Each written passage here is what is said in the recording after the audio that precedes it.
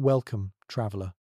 Tonight, we embark on a journey to a place that may never have existed, yet has captivated human imagination for over 2,000 years. A civilization so advanced, so magnificent, that its very name has become synonymous with paradise lost. I'm speaking, of course, of Atlantis. Before we begin, if you find yourself drawn into this ancient mystery, a gentle like helps others discover these stories in the vastness of the digital ocean. Subscribe to join us on future expeditions through history's deepest enigmas. And in the comments below, I'd love to know where in the world you're listening from tonight and what time it is in your corner of our shared planet. Are you watching the sun set over California, greeting the dawn in New York, or perhaps somewhere in between, in the quiet hours when the world feels suspended between day and night? Now, let me ask you something. What if the greatest warning from the past isn't lost at all? What if we've simply chosen not to hear it? Tonight, we'll explore a mystery that bridges the gap between myth and reality, between ancient wisdom and modern hubris. We'll walk through golden temples that may have never stood, sail seas that might have never existed, and yet, somehow, discover truths that feel more relevant today than ever before. So find your comfortable position. Close your eyes if you wish. Let the concerns of the modern world fade into the background. Tonight, we journey back through the mists of time to an age when gods walked among mortals, when the boundaries between the possible and impossible were far more fluid than we imagine today. We're going to Atlantis. Not to prove it existed, not to debunk it as fantasy, but to understand why this story refuses to die and what it might be trying to tell us about ourselves.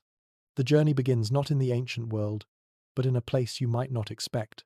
It begins in Athens, Greece, in the year 360 before the Common Era, with an old philosopher putting stylus to papyrus, about to tell a story that would echo through millennia.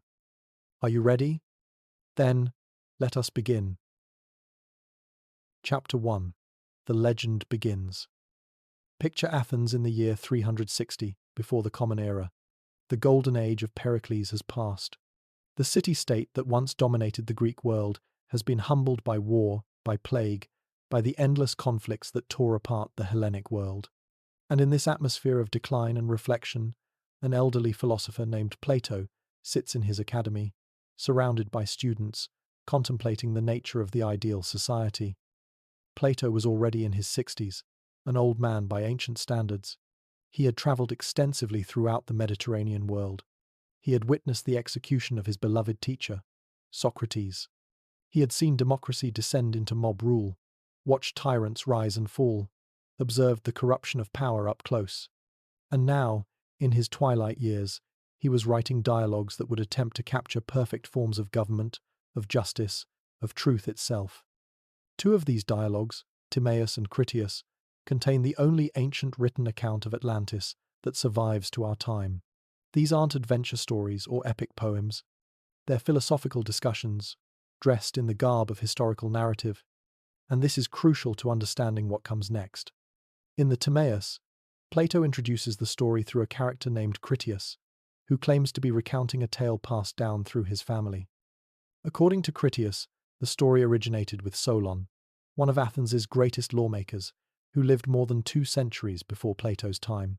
Solon, the account goes, had travelled to Egypt, to the ancient city of Sais in the Nile Delta, around 590 before the Common Era. There, in the temple of the goddess ZENITH, Egyptian priests told Solon something remarkable. They told him that the Greeks were like children, with no memory of truly ancient times. The priests claimed to possess records going back thousands of years, carved in hieroglyphs on temple walls, preserved in the dry climate of Egypt, when Greek records had long since turned to dust.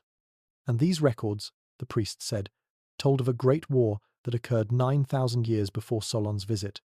Not 900 years. Not 90 years. 9,000 years.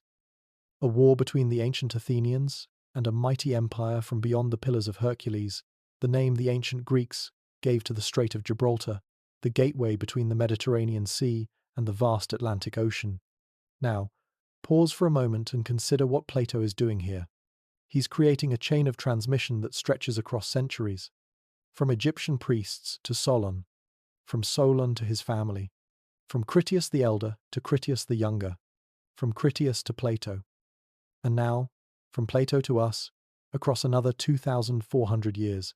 Each link in this chain adds both authenticity and doubt. It's a brilliant narrative device. The priests told Solon that this empire beyond the Pillars of Hercules was called Atlantis. It was, they said, larger than Libya and Asia combined, a reference that in ancient Greek terms meant a territory larger than North Africa and Anatolia put together. An empire of staggering size and power. But here's what makes this account so fascinating. The priests weren't praising Atlantis. They were praising ancient Athens. According to their records, when the Atlantean Empire attempted to conquer the Mediterranean world, enslaving Egypt and threatening Greece, it was the Athenians who stood alone against this overwhelming force. The Athenians who, through courage and superior virtue, defeated the mighty Atlanteans and freed the enslaved peoples. And then, in a single day and night of catastrophic earthquakes and floods, both the Athenian army and the entire island of Atlantis disappeared beneath the waves.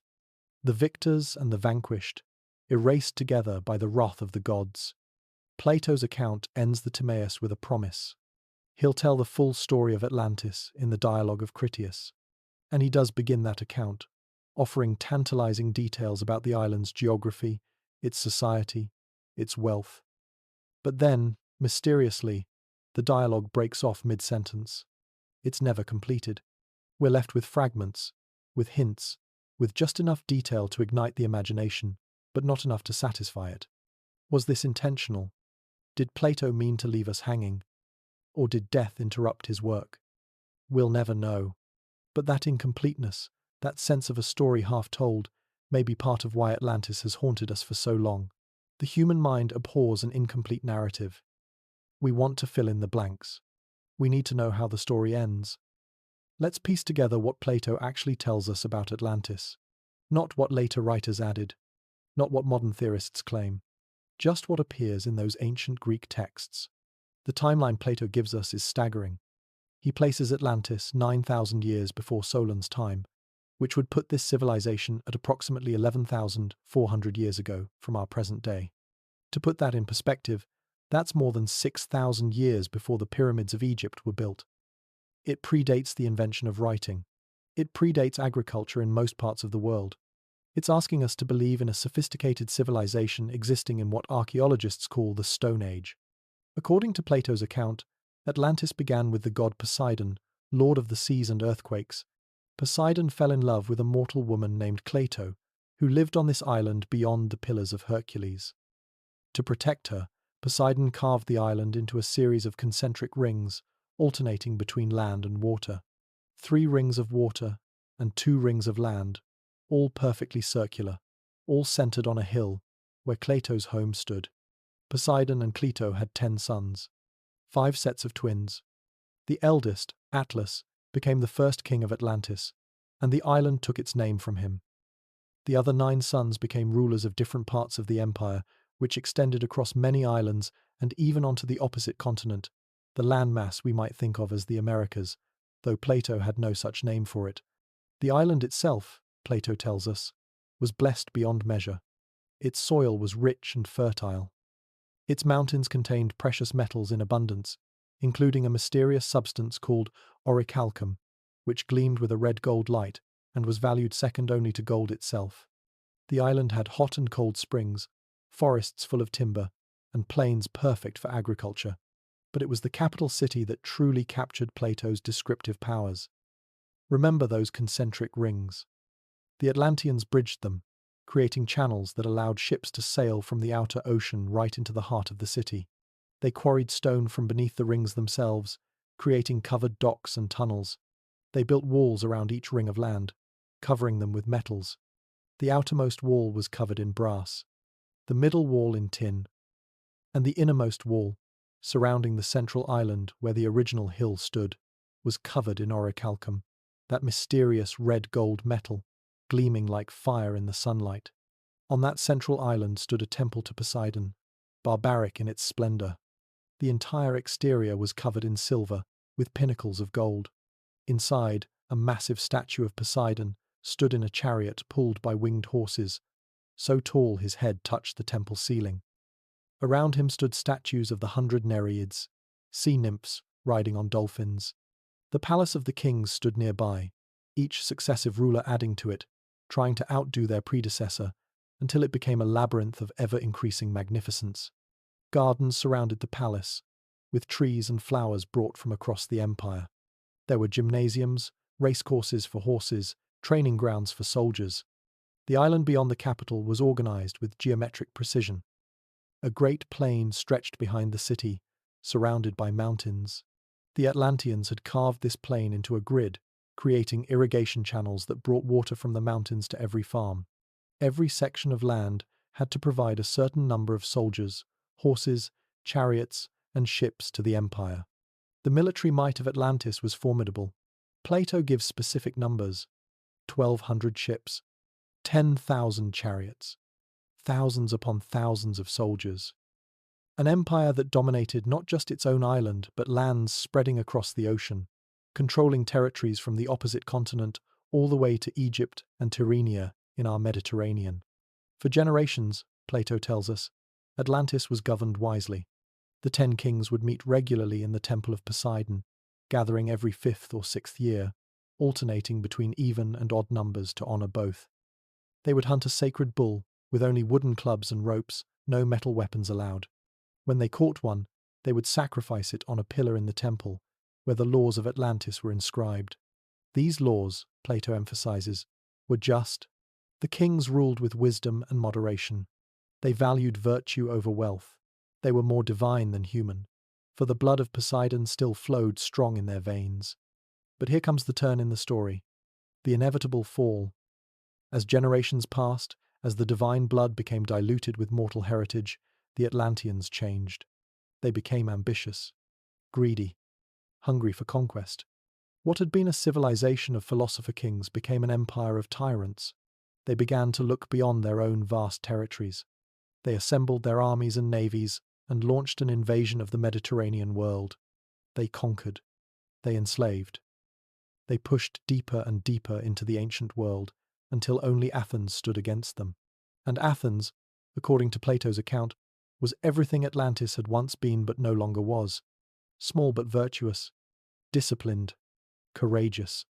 The Athenians fought with skill and honor, eventually defeating the Atlantean forces and liberating all the peoples under Atlantean rule. But the gods were watching. Zeus, king of the gods, saw how far Atlantis had fallen from grace. He called the other gods together in his great hall to pronounce judgment on this corrupted civilization. And here, frustratingly, maddeningly, Plato's account breaks off. We never hear Zeus's judgment. We never get the detailed description of the fall. We only know from the earlier dialogue that earthquakes and floods destroyed both the Athenian army and Atlantis itself in a single day and night, leaving nothing but an impassable barrier of mud where the island once stood.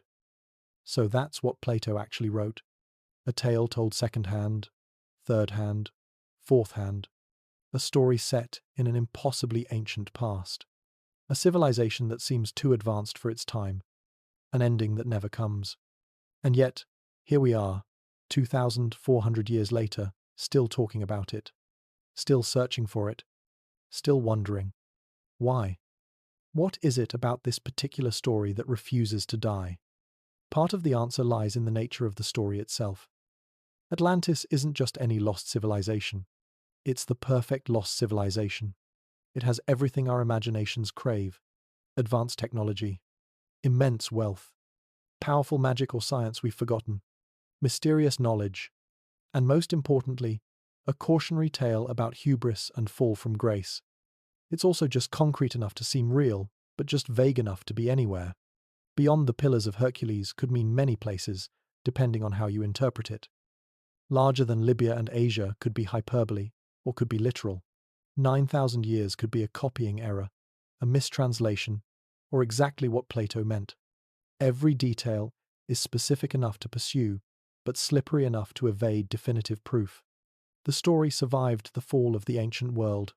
When the Roman Empire collapsed and Europe descended into the Dark Ages, many ancient texts were lost forever. But not Plato. Monasteries preserved his works. Islamic scholars studied and commented on them. When the Renaissance awakened Europe's interest in classical learning, Plato's dialogues were among the first texts to be widely printed and distributed.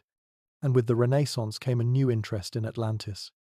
The discovery of the Americas in 1492 made people wonder, could this be Plato's opposite continent? Could there have been advanced civilizations in the Americas before the ones the Spanish encountered? The timing seemed to fit if you squinted at the numbers just right. Sir Francis Bacon wrote The New Atlantis in 1627, imagining a utopian society on an island in the Pacific. He used Plato's framework but filled it with his own visions of scientific advancement and rational government. Atlantis became a canvas on which thinkers could paint their ideals. The 19th century saw an explosion of Atlantis speculation. In 1882, Ignatius Donnelly, an American congressman and writer, published Atlantis, the Antediluvian World.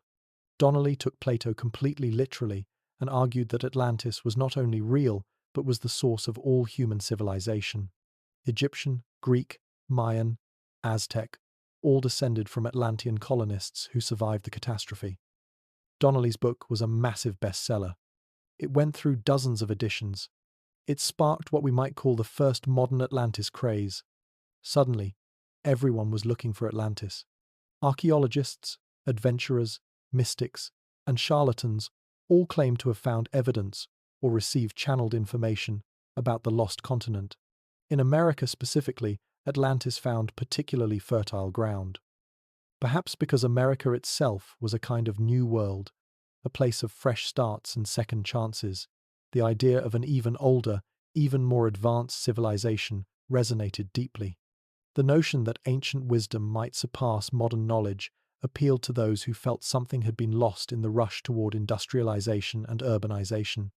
Edgar Cayce, the so-called sleeping prophet, gave hundreds of readings about Atlantis in the early 20th century. According to Cayce, Atlantis had technology that surpassed our own: crystal power sources, flying machines, genetic engineering, and it destroyed itself through misuse of these technologies. Sound familiar? In the atomic age, with nuclear weapons threatening global destruction, Cayce's vision of Atlantis hit a nerve. The counterculture movement of the 1960s and 70s embraced Atlantis as part of a broader interest in alternative history and ancient mysteries. Books, documentaries, and even rock albums explored Atlantean themes. The civilization became associated with lost spiritual knowledge, with a more enlightened way of living that modern materialism had forgotten. Hollywood discovered Atlantis too. Disney's animated film in 2001 introduced a new generation to the legend, imagining Atlantis as surviving in a hidden cavern beneath the ocean.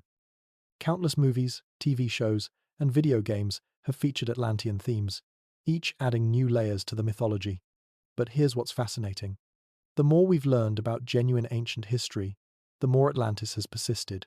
You might think that as archaeology revealed the real civilizations of the ancient world, the Minoans, the Mycenaeans, the Hittites, interest in a fictional Atlantis would fade. But it hasn't.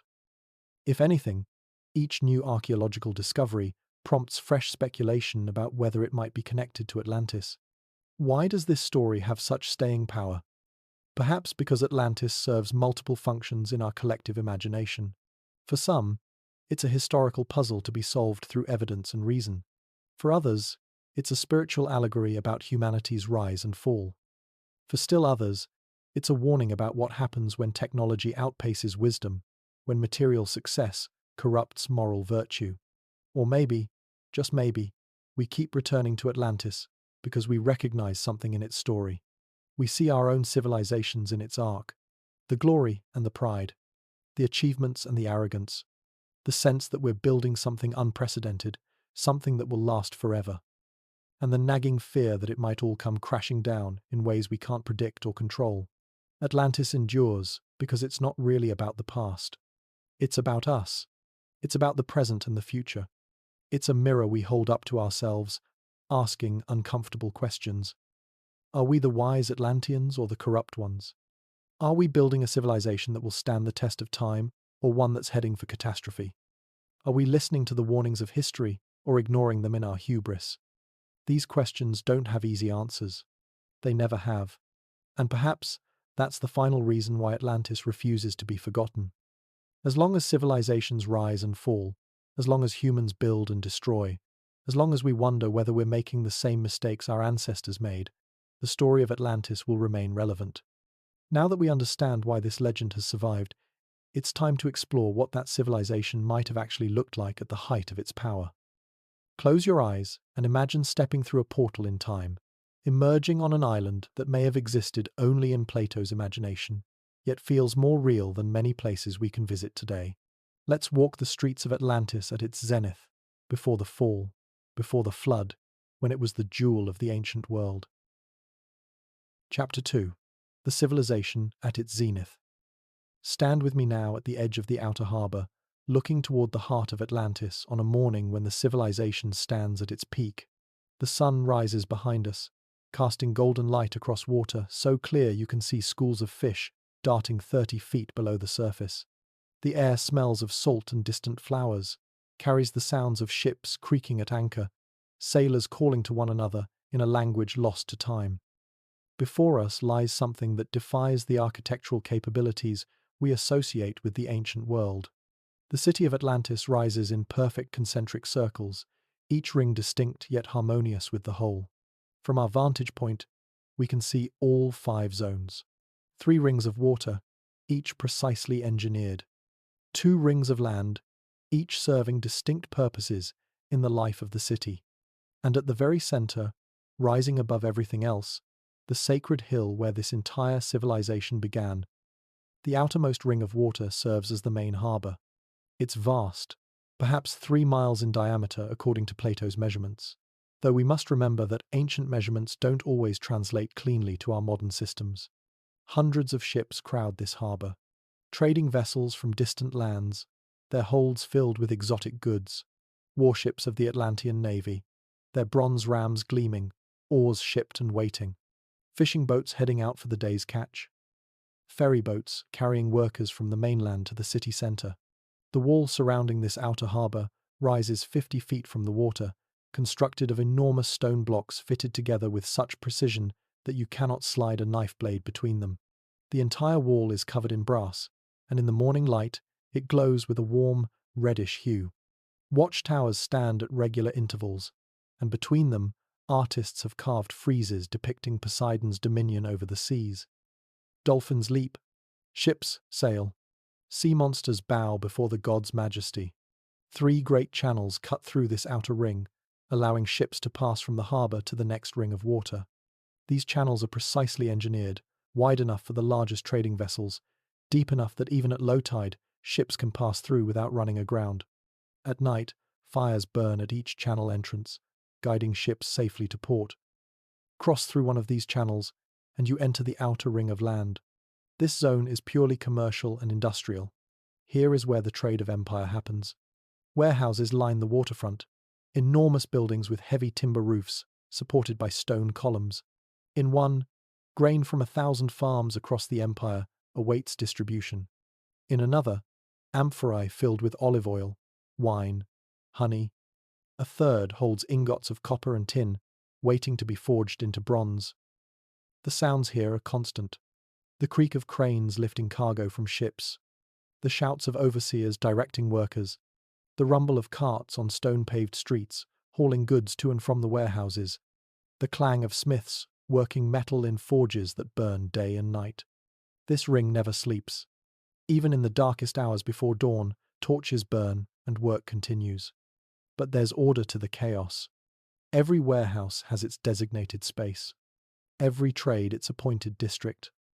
Walk east, and you find the textile district, where wool and linen from across the empire are woven into cloth. Walk west, and you reach the metalworking quarter, where the air shimmers with heat from furnaces and the smell of molten bronze hangs heavy. Walk north, and you encounter the shipyards, where new vessels are constantly under construction, their wooden ribs rising like the skeletons of great beasts. The second ring of water is narrower than the first, perhaps half a mile across. It serves primarily as an internal waterway, allowing smaller boats to transport goods and people around the city without congesting the streets. The water here is calmer, protected from ocean swells by the outer rings. Elegant bridges arch across it at cardinal points, their spans high enough to allow masted ships to pass beneath. These bridges are themselves works of art. Not purely functional structures, but statements of power and wealth. The stone is carved with intricate patterns. The railings are bronze, cast in the shapes of sea creatures and aquatic plants. At night, oil lamps hang from posts along each bridge, creating chains of light reflected in the dark water below. The middle ring of land is where the city truly begins to reveal its grandeur. Here, the merely commercial gives way to the residential and administrative. This is where the wealthy merchants live, where government officials maintain their offices, where the business of running an empire happens. The architecture here speaks of prosperity without quite reaching opulence. Houses are substantial, built of stone and timber, many rising 2 or 3 stories. They're designed around central courtyards, private spaces where families can gather away from the public eye. Gardens flourish in these courtyards. Fountains play. Mosaic floors depict scenes from mythology and nature. The streets are wider here than in the outer ring, paved with fitted stones that drain rainwater into an elaborate underground system. Every major intersection features a public fountain, drawing water from those hot and cold springs Plato mentioned. Some fountains offer warm water, pleasant to bathe in even on cool mornings. Others provide cold, refreshing water for drinking. The Atlanteans have learned to channel these natural resources, to tame the Earth's heat and direct it to human purposes. Public buildings line the main avenues. Archives where the records of empire are kept on clay tablets, papyrus scrolls, or whatever medium these people used. We can only speculate, for Plato gives no details. Courts where disputes are adjudicated according to the laws inscribed in the Temple of Poseidon. Assembly halls where representatives from across the empire gather to discuss matters of trade, defense, and governance. And everywhere, art. Statues at every corner, murals on public walls. The Atlanteans, like the Greeks who came after them, believed that beauty served a civic purpose. A beautiful city created beautiful souls. Ugliness in architecture led to ugliness in character. So they surrounded themselves with representations of their ideals, gods and heroes, scenes of valor and wisdom, geometric patterns that pleased the eye and suggested underlying cosmic order. The innermost ring of water is the narrowest, perhaps only a quarter-mile across, but it's also the most carefully maintained. This is sacred water, the moat that surrounds the holy center of Atlantis. No commercial traffic is allowed here. The boats that cross this channel carry only pilgrims approaching the temples, or members of the royal family traveling to the palace, or priests attending to their duties. The wall surrounding this innermost water is covered in tin, and it gleams like silver in certain lights. But it's not purely decorative. This wall is also the last line of defense. If invaders somehow breached the outer rings, this final barrier would protect the heart of the city. Guardhouses stand at each bridge. Elite soldiers, chosen for their loyalty and skill, watch all who pass. And then, at last, the central island. The sacred hill where Poseidon once carved a home for his mortal love. Where the first Atlanteans were born. Where the temples and palaces that define this civilization stand in defiant magnificence. The central island is perhaps a mile in diameter. Every inch of it is consecrated ground. The hill rises gradually from the surrounding water, terraced gardens climbing its slopes. These gardens are unlike anything in the outer rings. Here grow plants from every corner of the empire, trees from the distant continent across the ocean, flowers from tropical islands, herbs from mountain valleys. It's a botanical collection, yes, but also a statement. The world comes to Atlantis. All creation pays tribute to this sacred center. At the hill's crown stands the Temple of Poseidon, and words strain to capture its magnificence. It's massive, larger than any Greek temple that would come millennia later. The entire exterior is covered in silver, and in the sun it blazes with light so bright you must shade your eyes to look at it directly. The roof pinnacles are gold, and they catch the first and last rays of the sun, glowing like fire against the sky. The temple's interior is barbaric in the truest sense of that word. Not crude or primitive, but foreign to Greek sensibilities, excessive in ways that would make a classical architect uncomfortable. The walls are covered in gold and ivory and orichalcum, that mysterious red-gold metal that seems to be unique to Atlantis. The ceiling is painted with scenes from the sea god's domain. Whales and sharks and creatures of the deep, rendered in colors made from crushed gems and rare minerals. And there, at the temple's heart, stands Poseidon himself. Or rather, a statue so lifelike that pilgrims swear they've seen it breathe. The god stands in his chariot, pulled by 6 winged horses, each muscle of horse and god carved with anatomical precision. He's so tall his head touches the temple ceiling, even though that ceiling rises 100 feet above the floor. In one hand, he holds his trident. With the other, he guides his horses. And around him, 100 nereids ride dolphins, each one different, each one capturing a moment of motion, frozen in bronze and gold. The palace complex surrounds the temple, a labyrinth of buildings added over generations. Each king built his own hall, his own residence, trying to outdo his predecessors. The result is a sprawling architectural wonder, part planned and part organic, like a coral reef that has grown over centuries. Courtyards open onto courtyards. Hallways lead to unexpected chambers. Gardens appear in interior spaces, fed by those same hot and cold springs that serve the rest of the city. The royal family lives here, but it's not just a residence. It's the administrative heart of empire. Scribes work in offices, recording the flow of tribute from distant lands. Military commanders plan campaigns in strategy rooms, moving pieces on giant maps. Diplomats from subject peoples wait in antechambers for audiences with the kings.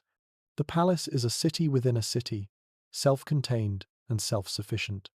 Beyond the central island, the main island of Atlantis stretches for miles.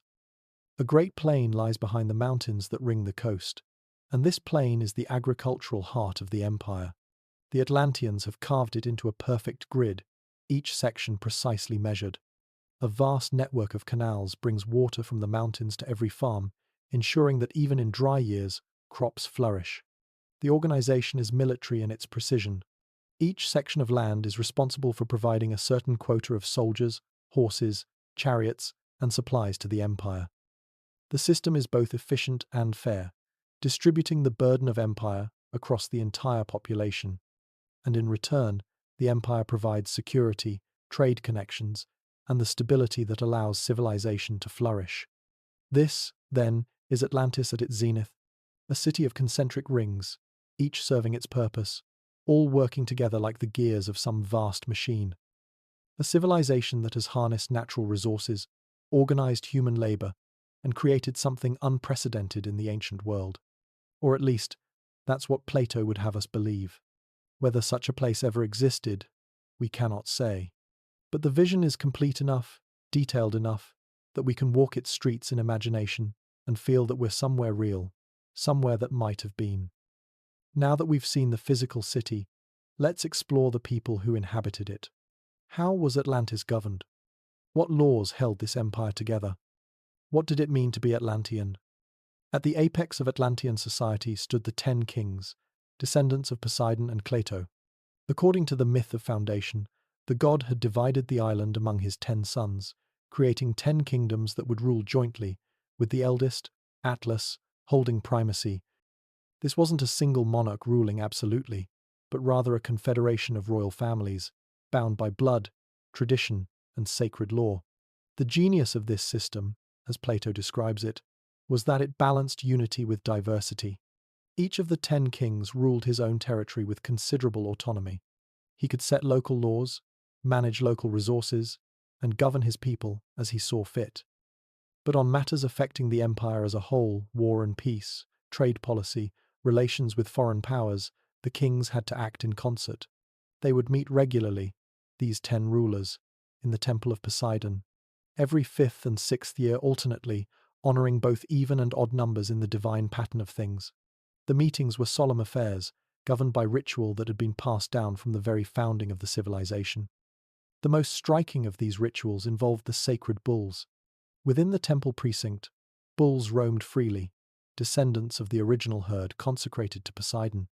When the kings gathered for their assembly, they would hunt one of these bulls. But here's the remarkable part. They used no metal weapons, only wooden clubs and ropes. 10 of the most powerful men in the ancient world, armed like primitives, working together to bring down a sacred animal. Think about the symbolism. These kings commanded armies equipped with bronze weapons. They controlled fleets that dominated the seas. Yet in the most important ritual of their civilization, they set aside those tools of power and worked together with simple implements. It was a reminder of their common humanity, their shared divine heritage, and their dependence on one another. When they finally caught a bull, they would lead it to the pillar that stood in the temple's center. This pillar was inscribed with the laws of Atlantis, the covenant that bound the 10 kingdoms together. And there, on that sacred pillar, they would sacrifice the bull, letting its blood run down over the inscribed laws, literally renewing the covenant with blood. After the sacrifice, the kings would swear oaths. They swore to uphold the laws, to judge all matters according to the inscriptions on the pillar, to not take up arms against one another, to come to each other's aid if any of them were threatened, and most importantly, to never rule alone, but always in concert with their brother kings. Then, dressed in beautiful blue robes, they would sit in judgment. If any king had violated the laws, if disputes had arisen between kingdoms, if accusations had been made, now was the time to address them. They would deliberate through the night, the temple illuminated by oil lamps that cast dancing shadows on golden walls. And when they reached verdicts, they would inscribe them on golden tablets, which they dedicated to Poseidon as the fire of sacrifice died to embers. This system of governance was brilliant in its checks and balances. No single king could become a tyrant because he had to answer to 9 equals. No individual kingdom could dominate because decisions required consensus. The confederation could act decisively in matters of empire while preserving local autonomy. It was, in many ways, more sophisticated than systems that would develop thousands of years later. But governance was about more than just the kings. Below the royal families existed a complex social hierarchy. The aristocracy consisted of the descendants of the original colonists, those families who had been granted land in the early days of the empire. They owned the great estates in the countryside, commanded military units, and filled the administrative positions that kept the empire running. Below them came the citizen class. These were free men who owned property, practiced trades, or served in the military. They had legal rights and protections. They could bring cases to court, enter into contracts, and pass wealth to their children. They formed the backbone of Atlantean society, the skilled workers and soldiers and merchants who made civilization function. Then came the laborers and farmers, free but propertyless, working land they didn't own, or selling their labor for wages. They had fewer rights than citizens but more than slaves. They could marry, raise families, and perhaps, through exceptional service or fortunate circumstances, rise into the citizen class. And yes, there were slaves. Plato doesn't dwell on this, but no ancient society of this scale could function without enslaved labor. Prisoners of war from conquered territories, people sold into bondage to pay debts, children born into slavery. They worked the mines, the fields, the most dangerous and degrading tasks that civilization required. The magnificent city we've described was built at least partially on their backs. Women's roles in Atlantean society are harder to discern because Plato tells us almost nothing about them.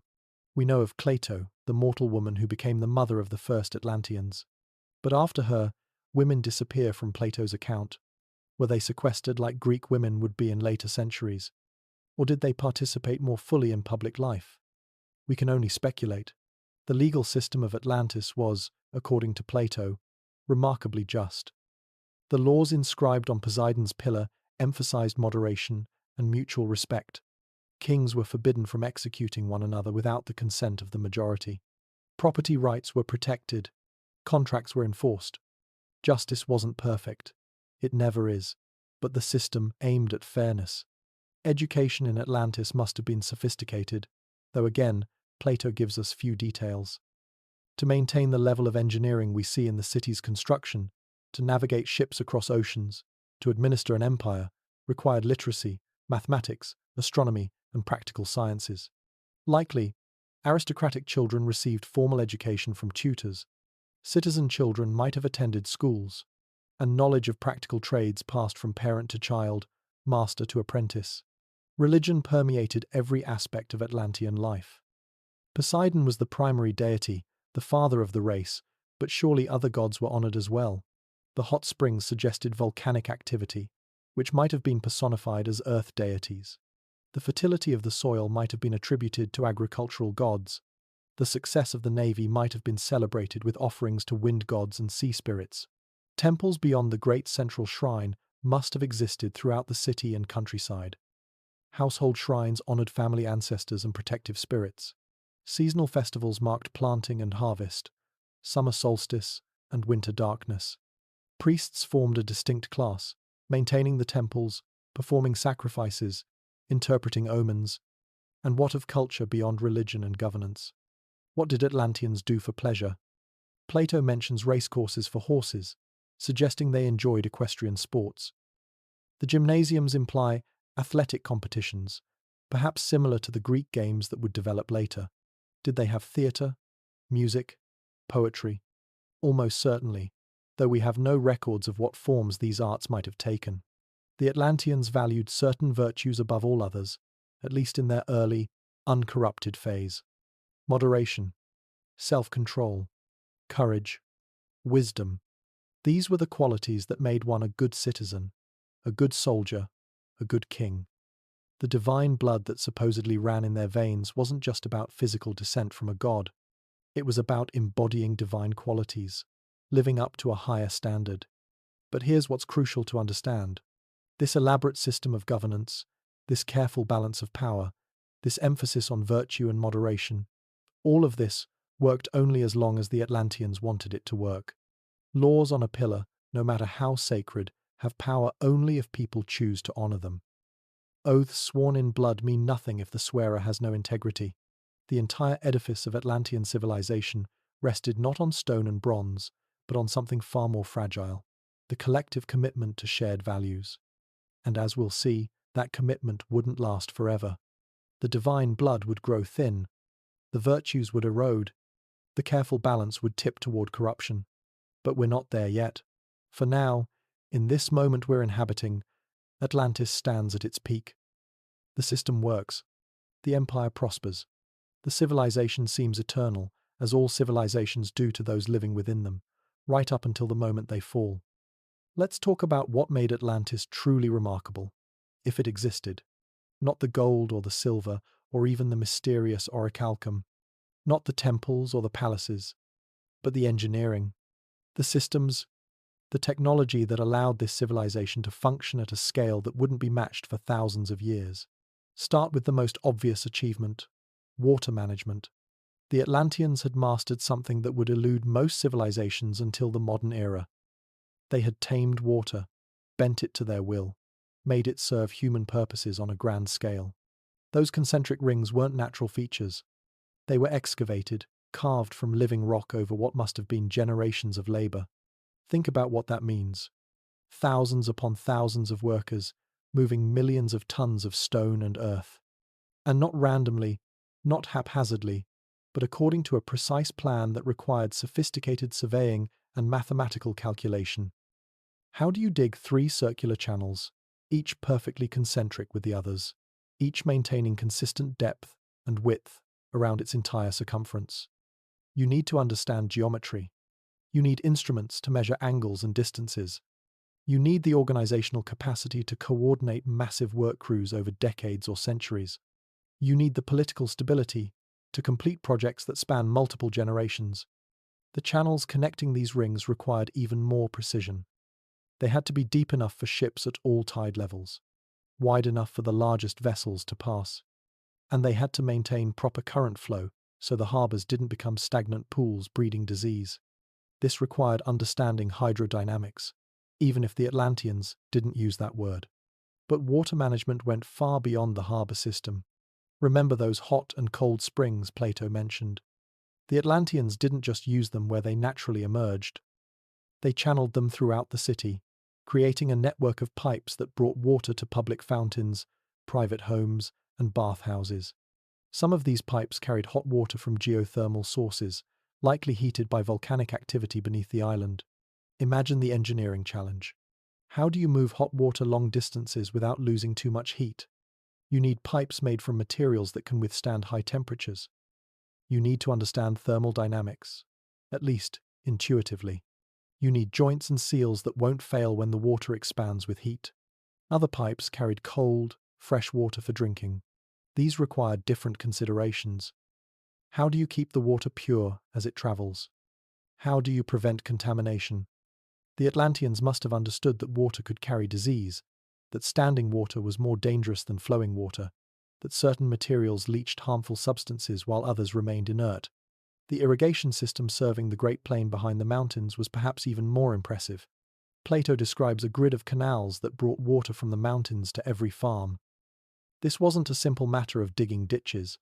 A functional irrigation system requires understanding topography, calculating gradients so water flows where you want it without eroding the channels, creating distribution systems that deliver appropriate amounts of water to different areas.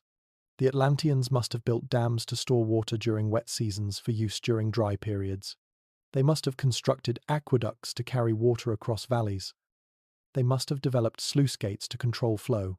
All of this requires engineering knowledge that most ancient civilizations never achieved. Now consider the construction techniques visible throughout the city. Those massive stone blocks forming the harbour walls, fitted together so precisely that a knife blade won't pass between them. This level of stonework requires several elements. First, the ability to quarry large blocks without fracturing them. Second, tools hard enough to shape stone with precision. Third, mathematical knowledge to calculate the angles and curves needed for circular walls. Fourth, lifting equipment capable of moving blocks weighing many tons. The Atlanteans quarried stone from beneath the rings themselves as they excavated, according to Plato. This was clever engineering. They turned excavation spoil into building material, eliminating the need to transport stone from distant quarries. But it required careful planning. You had to know how much stone you'd need before you started digging. You had to quarry the right types of stone for different purposes. Load-bearing walls need different stone than decorative facades. The covered docks that Plato mentions represent another engineering marvel. These were essentially underground or semi-underground shipyards, where vessels could be constructed and repaired, protected from weather. Creating such spaces requires understanding of structural loads, of how to support a roof over a large open area, of how to prevent water seepage into underground spaces. The bridges spanning the water rings had to be high enough for masted ships to pass beneath, yet strong enough to carry heavy traffic above. Arch construction, which the Romans would later perfect, must have been understood by the Atlanteans. Without arches, you cannot span wide distances with stone. And the decorative bronze work on these bridges required metallurgical knowledge we'll discuss in a moment. Let's talk about metallurgy, because this is where Atlantean technology becomes truly intriguing. Bronze is an alloy of copper and tin, and creating good bronze requires precise ratios and careful temperature control. Too much tin, and the bronze becomes brittle. Too little, and it remains too soft for tools and weapons. The Atlanteans clearly mastered bronze working, as evidenced by the bronze rams on their warships, the bronze decorations throughout the city, and the brass covering the outer wall. But then there's orichalcum, that mysterious red-gold metal that Plato says gleamed like fire and was valued second only to gold. What was it? Modern scholars have proposed various explanations. An alloy of copper and zinc, essentially brass but with a reddish tint. An alloy of copper and gold. Some naturally occurring mineral that's since been mined to extinction. Or pure invention on Plato's part, a detail added to make Atlantis seem more exotic. We can't know for certain, but if orichalcum was real, if it was an alloy, then Atlantean metallurgists understood principles that most ancient cultures never mastered. Alloying isn't simple. Different metals melt at different temperatures. They mix in complex ways. Creating new alloys requires experimentation, careful observation, and the ability to maintain very specific furnace temperatures. The Atlanteans also worked gold and silver extensively. Covering entire walls and temple exteriors with precious metals required not just wealth, but technique. You need to hammer gold into thin sheets without tearing it. You need to affix those sheets to underlying structures so they don't fall off or get stolen. You need to polish and maintain metal surfaces so they retain their luster. Naval technology must have been advanced. Plato tells us Atlantis had 1,200 ships. Even allowing for exaggeration, that's a massive fleet. Building seaworthy vessels in such numbers requires standardized designs, organized shipyards, supplies of timber and rope and pitch, and most importantly, the nautical knowledge to create ships that can handle open ocean conditions. The Atlanteans sailed to the opposite continent, if Plato is to be believed. That means crossing the Atlantic Ocean, a journey of thousands of miles. Such voyages require navigation skills. How do you find your way when land is out of sight in all directions? By the sun during day, by stars at night, perhaps by observing birds and sea creatures and currents. The Atlanteans must have had maps, charts, accumulated knowledge passed from navigator to navigator. Agriculture at the scale Plato describes requires its own set of technologies. Selective breeding to improve crops, understanding of soil management and crop rotation to maintain fertility, tools for ploughing, planting, harvesting, methods for storing grain and other foods to last through winter and during military campaigns. Each of these seems simple until you try to do it systematically, at scale, year after year. And what about military technology?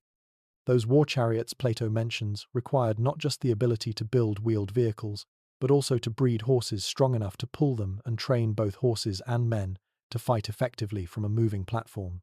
The bronze weapons and armor required metallurgical skill we've already discussed. The coordination of large military forces required systems of communication, command structures, logistics for feeding and supplying armies in the field. Did the Atlanteans have writing? Plato doesn't explicitly say, but how else could they maintain records across a far-flung empire? How else could laws be inscribed on pillars? Writing is technology too, perhaps the most important technology any civilization develops. It allows knowledge to accumulate across generations. It makes complex administration possible. It transforms human culture from something that exists only in living memory to something that can be preserved and transmitted across time. Here's what we need to understand about all this technology. None of it, individually, is impossible for an ancient civilization. We know ancient peoples achieved remarkable things. The pyramids of Egypt, the ziggurats of Mesopotamia, the Antikythera mechanism, that impossibly complex ancient Greek computer, the Roman aqueducts and roads, the sophisticated mathematics of the Maya. But Plato is asking us to believe that one civilization, existing thousands of years before any of those achievements, possessed all of these technologies simultaneously, and not just possessed them but had refined them to a degree that wouldn't be matched for millennia. That's what makes Atlantis so difficult to accept as historical fact, yet so compelling as an idea. Because if such a civilization existed and was destroyed utterly, what else might we have lost? What other knowledge might have vanished? The archaeological record is fragmentary at best. We know that we don't know everything about the past. Every year brings new discoveries that force us to revise what we thought we understood about ancient history. So we're left with questions. Did the Atlanteans possess technology beyond what we've described? Did they have sciences we've lost, methods we've forgotten, knowledge that was erased when their civilization sank beneath the waves? Or was Atlantis never real at all, just Plato's vision of what an advanced society could achieve if it had divine origins and ages of peace to develop? We can't answer these questions with certainty. We can only imagine, wonder, and perhaps learn something about the relationship between technology and wisdom, between power and responsibility, between what we can do and what we should do. Now let's step away from the grand architecture and engineering marvels. Let's walk the streets of Atlantis at a human scale and imagine what daily life might have been like for ordinary people. Because cities aren't just buildings and systems. They're the accumulated lives of everyone who inhabits them. Dawn breaks over Atlantis. In the outer ring, dock workers are already awake, heading to the warehouses as the first ships of the day prepare to enter the harbour. They stop at street-side vendors selling flatbread and fish, still hot from overnight cooking fires. They eat standing up, talking about the weather, about which ships are expected today, about gossip and news from distant ports. These workers are free men, citizens with modest but secure places in society. Their fathers worked these docks, and their sons will too. There's pride in the work, in being part of the great machine that keeps the empire's trade flowing. They know every warehouse, every merchant, every captain who regularly calls at this port. They speak fragments of a dozen languages picked up from foreign sailors over the years. In the middle ring, In a comfortable house built around a courtyard, a merchant family wakes more slowly. The husband will spend his day in his office near the harbour, managing contracts and corresponding with trading partners across the empire. His wife oversees the household, directing slaves in their daily tasks, planning the evening meal, managing the family's social obligations. Their children are still young. The boys will eventually learn their father's trade, spending years as apprentices before taking on responsibility. They'll learn to read and write, to calculate figures quickly in their heads, to judge the quality of goods, to negotiate with the mixture of firmness and courtesy that successful business requires. The girls will learn household management, weaving, music, the social graces that will help them make good marriages. This family isn't wealthy by Atlantean standards, but they're comfortable. They have food security, a solid home, social respect. They worship Poseidon at the Great Temple on festival days, but they also maintain a small household shrine where they honor their ancestors and make small offerings for continued prosperity. Their lives are woven into the fabric of the city, connected to hundreds of other families through business relationships, social ties, and shared civic identity. Further toward the center, in the inner ring, an aristocratic family maintains a very different kind of household. Their home is larger, more ornate. The walls are painted with murals. The floors are decorated with colored stones arranged in patterns. The courtyard garden features exotic plants from across the empire, tended by slaves who specialize in horticulture. The patriarch of this family holds a government position, something administrative but important. He spends his mornings dealing with official business, his afternoons in the gymnasium where aristocrats gather to exercise, bathe, and discuss politics and philosophy. He's well educated, has traveled throughout the empire, speaks several languages. He takes seriously his responsibilities to the state and to the lower status families who look to him for patronage and protection. His wife manages a complex household. Dozens of slaves handle cooking, cleaning, childcare, and specialized tasks. She must keep accounts, resolve disputes among the staff, plan elaborate dinner parties where her husband entertains colleagues and clients. She's educated too, in her way. She can read, appreciates poetry and music, and plays a crucial, if largely invisible role in maintaining her family's social position. In the workshops of the outer ring, artisans practice trades passed down through generations. A bronze smith heats metal in his furnace, hammering it into shape with practiced precision. His workshop is hot, loud, filled with the smell of burning charcoal and molten metal. He's making ordinary items today. Cooking pots, door hinges. But he has the skill to create fine artwork when commissioned, and he takes pride in the quality of even his most mundane work. Next door, a potter shapes clay on his wheel, creating amphorae that will carry wine and oil across the empire. His hands move with unconscious skill, building up the vessel's walls with the rhythmic addition of clay coils, smoothing them into seamless surfaces. Later, he'll paint designs on the dried pots before firing them. Simple geometric patterns mostly, though he can do figured scenes for wealthier clients who want something special. A weaver works her loom in a textile workshop, creating cloth from wool and linen. The process is time-consuming, repetitive, and requires intense focus. She must maintain consistent tension, watch for broken threads, ensure the pattern emerges correctly. She's been doing this since childhood, and her fingers move almost automatically. While she works, she talks with the other weavers, exchanging news and jokes, singing work songs that help maintain rhythm. Education happens in several forms in Atlantis. Aristocratic children have private tutors who teach them reading, writing, mathematics, music, and physical training. These tutors are often educated slaves or freedmen, valued for their knowledge despite their lower social status. The children learn by memorization and repetition, reciting lessons until they're permanent, copying texts to practice writing, solving mathematical problems on wax tablets. For citizen children, schools exist where a teacher instructs groups of boys in basic literacy and numeracy. The education is less comprehensive than what aristocrats receive, but it's enough to function in commercial and administrative roles. Girls from citizen families typically don't attend these schools, instead learning domestic skills from their mothers and female relatives. Physical education is important across social classes. Boys train in gymnasiums, learning wrestling, running, throwing javelins and discuses. These aren't just athletic pursuits but preparation for military service. Every citizen male is potentially a soldier, and the training that begins in childhood continues throughout a man's life until age makes it impossible. The Atlanteans love their games and competitions. Horse racing is particularly popular, with the aristocracy maintaining stables of fine horses and competing for prestige on the racecourses Plato mentions. Chariot racing too, though it's more dangerous and requires more wealth to participate.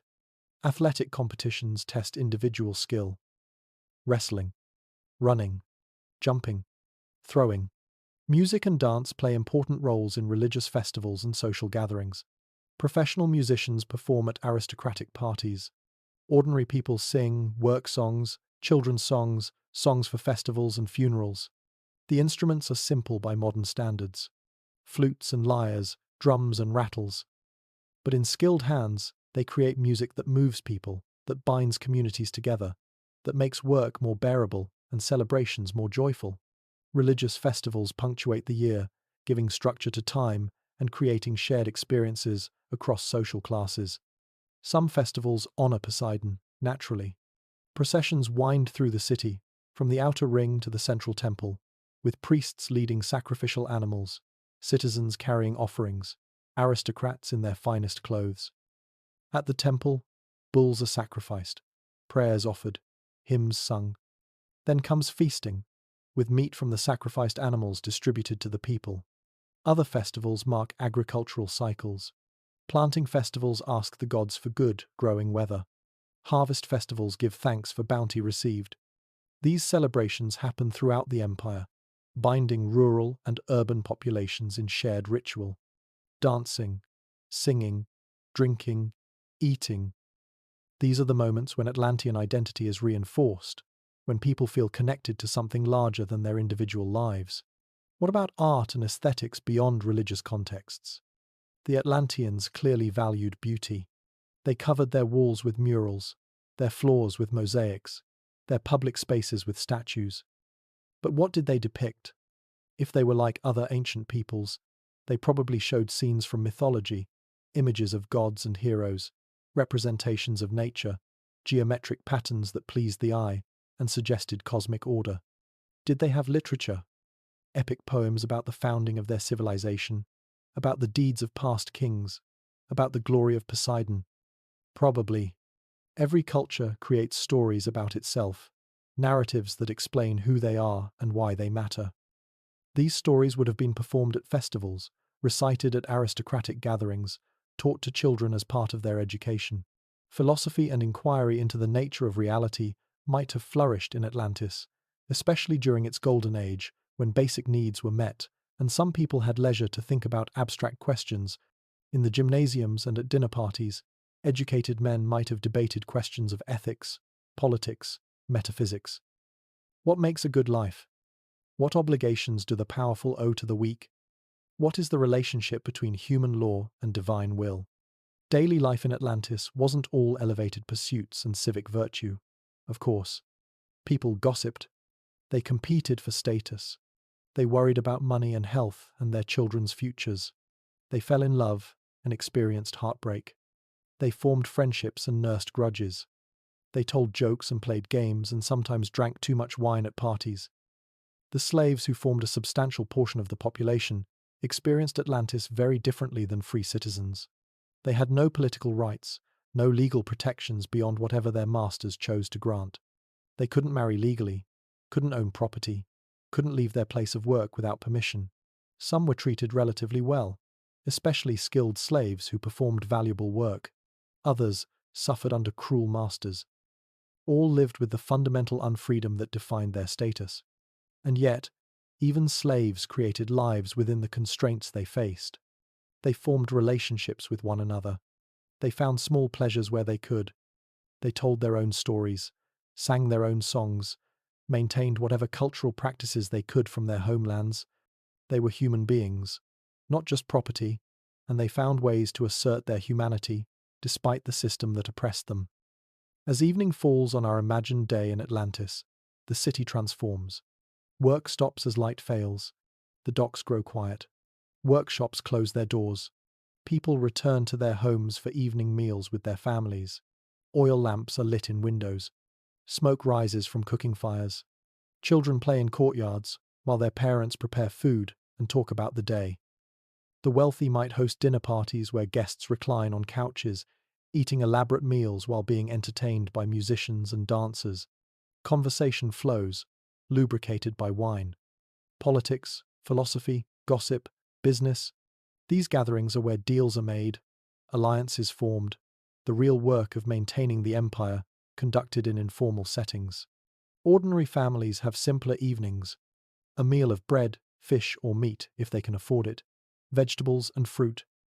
Parents tell children stories. Extended family members visit. Neighbors chat across courtyard walls. The rhythm of daily life, repeated endlessly, creating the texture of human existence. And then sleep, with the city quieting around them. Guards patrol the streets. Ships rock gently at anchor. The temples stand watch over everything, monuments to divine power and human ambition. Another day ends in Atlantis, indistinguishable from thousands that came before, unknowing of the disaster that will eventually come. This is what Plato never gives us. The human details, the ordinary moments, the daily texture of life. He tells us about temples and harbors, about military might and political structures. But civilizations aren't just buildings and governments. They're the accumulated lives of everyone who inhabits them, from the most powerful king to the humblest slave. And if Atlantis existed, if it was real, then it was real in these small moments as much as in its grand architecture. Chapter 3. The Fall. Every civilization carries within itself the seeds of its own destruction. This is one of history's hard truths, one that Plato understood deeply and tried to convey through the story of Atlantis. The same qualities that make a society great can, when pushed too far or corrupted, bring about its downfall. Success contains the DNA of failure. Prosperity breeds complacency. Power tempts hubris.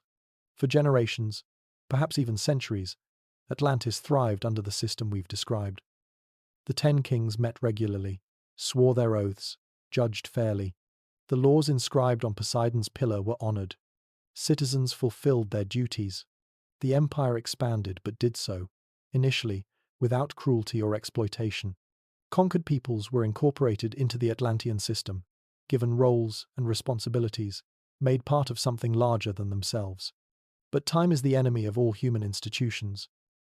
As generations passed, as the original founders became distant memory and then myth, something fundamental began to change in the character of the Atlantean people. Plato describes it in terms of blood. The divine blood of Poseidon that flowed in the veins of the original kings became diluted with each generation. 1 part divine, 1 part mortal. Then 1 part divine, 3 parts mortal. Then 1 part divine, 7 parts mortal. The mathematics of inheritance meant that with each generation, the godly element grew weaker while the human element grew stronger. This isn't just primitive genetics. It's a metaphor for the erosion of values. The early Atlanteans, close to their divine origins, embodied the virtues we discussed: moderation, wisdom, courage tempered with restraint. They valued character over wealth, duty over pleasure, the collective good over individual gain. But as time passed, as the civilization became more successful and wealthy, these values began to shift. Why should we practice moderation when we have such abundance? Why show restraint when we're so powerful? Why put the collective good first when individual pleasure is so readily available? Wealth itself became corrupting. In the early days, the Atlanteans possessed gold and precious metals, but didn't obsess over them. These were materials to be used, yes, but not worshipped. A man's worth was measured by his character, his service to the state, his adherence to virtue. Material possessions were secondary. But abundance has a way of changing perspective. When gold is common, people start competing to possess more of it than their neighbors. When everyone has enough, people start wanting excess. Conspicuous consumption becomes a way to signal status. The aristocratic families began building ever more elaborate homes. They threw more extravagant parties. They acquired more slaves, more exotic goods, more of everything. This competition for material display had ripple effects throughout society. Merchants who once took pride in honest trade began cutting corners to increase profits. Artisans who once cared about craftsmanship started producing cheaper goods more quickly. Government officials who once served faithfully began accepting bribes. The rot spread slowly, almost invisibly, like water seeping into a stone foundation. Military success also played a role in the corruption. Remember, Atlantis commanded a vast empire, territories across the ocean, islands throughout what we might call the Atlantic, coastal regions around the Mediterranean. This empire was initially acquired through a combination of superior technology, naval dominance, and relatively enlightened governance that made subject peoples willing, or at least not actively resistant, participants. But with each generation, the burden of maintaining empire grew heavier. Distant territories had to be garrisoned, trade routes had to be protected, rebellions had to be suppressed. The military, once a citizen militia of men serving their required time, became increasingly professionalized. Permanent soldiers, career officers, men whose entire identity and livelihood depended on the continued existence of military threats. And professional soldiers need wars. They need enemies. They need conquest to justify their existence and provide opportunities for advancement and plunder. So the empire's expansion, which had reached natural limits, began to be driven not by genuine security needs or beneficial trade relationships, but by military interests seeking opportunities for glory and gain. The kings themselves changed. The early rulers, according to Plato, were almost superhuman in their virtue. They scorned wealth for its own sake. They valued honor and duty above comfort.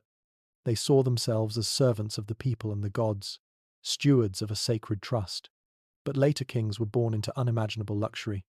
They had never known want or struggle. Their divine heritage was a story told by priests, not a lived reality. They were powerful because of the accident of their birth, not because they'd earned power through virtue or achievement.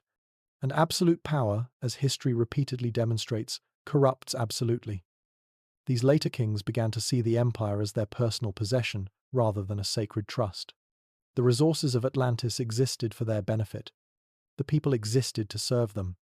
The laws were inconveniences to be worked around rather than sacred covenants to be honored. When they met in the temple of Poseidon, the old rituals were still performed, but increasingly they were empty gestures, forms without substance. The hunt for the sacred bull became a spectacle rather than a solemn ritual. The oaths were sworn with lips that had no intention of keeping them. The laws inscribed on the pillar were interpreted creatively to justify whatever the kings wanted to do. The blood of the sacrificed bull ran down over those inscribed laws, but it no longer renewed any genuine covenant. It was just blood on stone. Disputes between the kingdoms grew more common and more bitter. Kings who once saw themselves as brothers began to see each other as rivals. They competed for prestige, for wealth, for influence. They formed factions and alliances against one another. The confederation that had been Atlantis's great strength became a source of internal conflict and weakness. The common people observed all this, of course. They weren't blind to what was happening at the top of society, and it affected them too. Why should a merchant be honest when the kings themselves broke oaths? Why should a craftsman take pride in his work when aristocrats valued only display and expense? Why should a soldier die for a civilization that no longer embodied the values it claimed to uphold? Cynicism spread like a disease. The civic virtue that had once held Atlantean society together began to dissolve. People still performed their duties, but mechanically, without conviction. The rituals continued, but they were hollow. The festivals still happened, but they were parties rather than genuine religious observances. The prayers were recited, but no one really believed the gods were listening. And perhaps most dangerously, a kind of arrogance took hold. The Atlanteans began to believe they were invincible. They had never been seriously threatened. Their technology was superior to any rival. Their navy controlled the seas. Their wealth was beyond measure. What did they have to fear? This arrogance manifested in contempt for other peoples. Subject populations, who had once been treated with relative respect, were increasingly exploited and oppressed.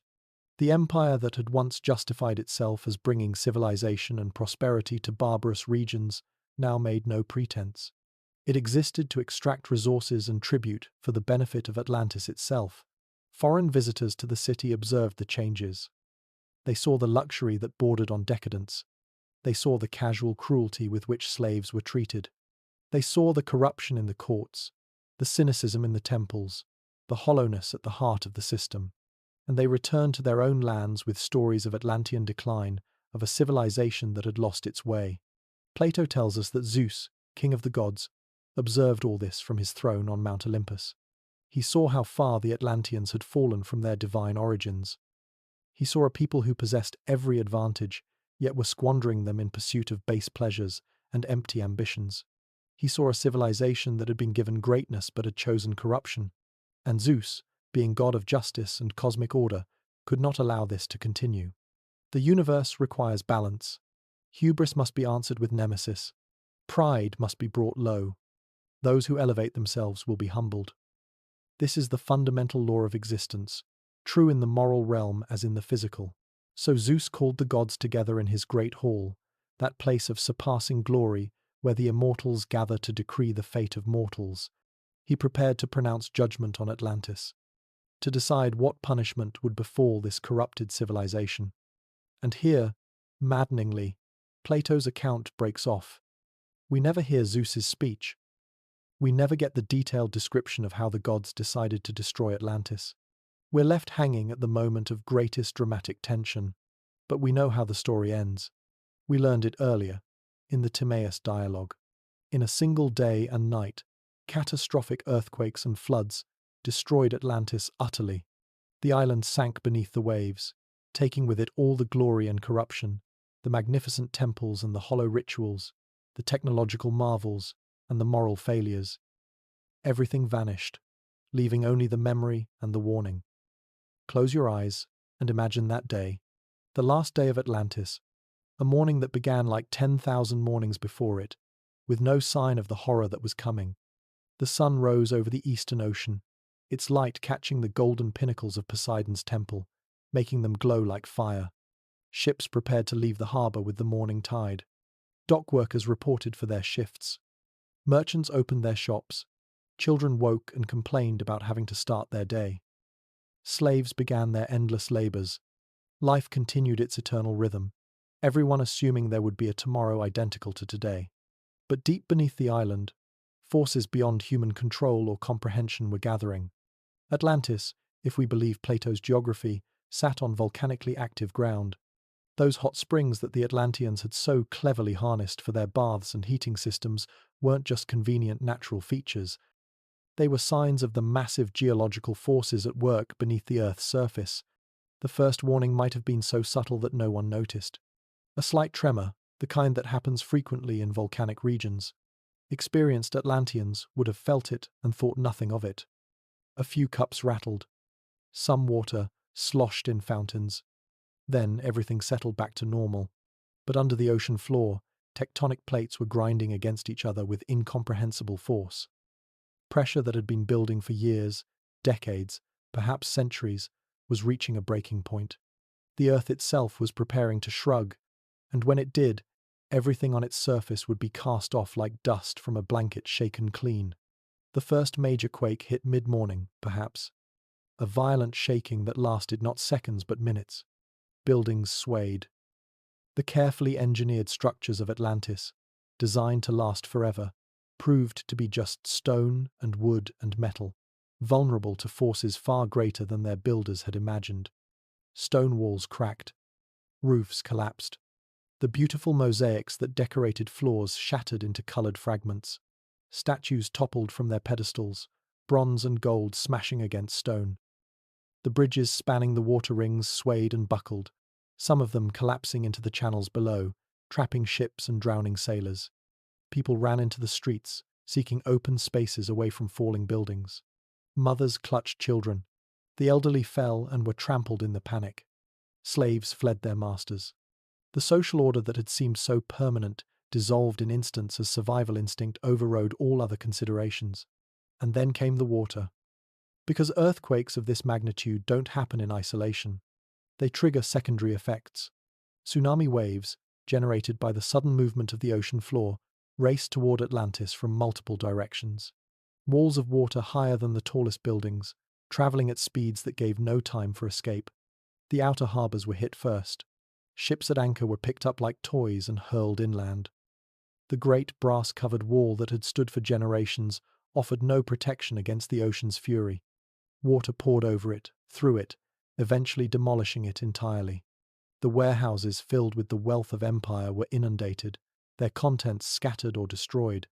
The water kept coming, flooding through the rings, tearing apart everything the Atlanteans had built.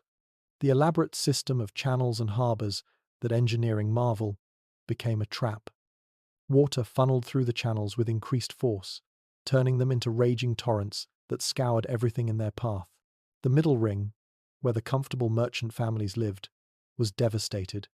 Homes that had sheltered families for generations were torn apart or filled with water and mud. People clung to roofs, to floating debris, to anything that might save them from drowning. Many succeeded, at least temporarily, but more waves were coming.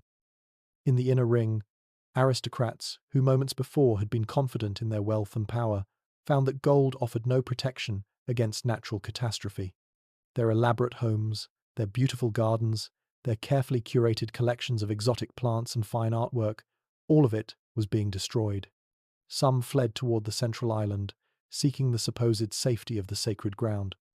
Others tried to escape to the mainland, fighting through streets choked with debris and panicked crowds. The palace and temple on the central island initially seemed safe, standing on higher ground above the surrounding water. But earthquakes continued, each one as violent as the last. The silver-covered temple of Poseidon cracked and groaned. Inside, priests who had been performing the daily rituals were crushed when portions of the roof collapsed. The massive statue of Poseidon himself, that marvel of ancient engineering, toppled forward, its impact shaking the entire hill. And then came the ultimate catastrophe. A volcanic eruption, perhaps. Or a final, massive earthquake that literally shattered the island's foundation. Plato simply tells us that Atlantis sank beneath the waves. However it happened, the result was the same. The land that had supported a civilization, that had been home to millions, began to break apart and slide into the ocean.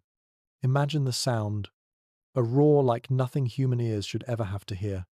The grinding of rock on rock, the screaming of thousands upon thousands of people as they realized there was no escape, the explosive release of volcanic gases, the thunder of collapsing structures, the constant, terrifying noise of water where water shouldn't be, destroying everything, drowning everything.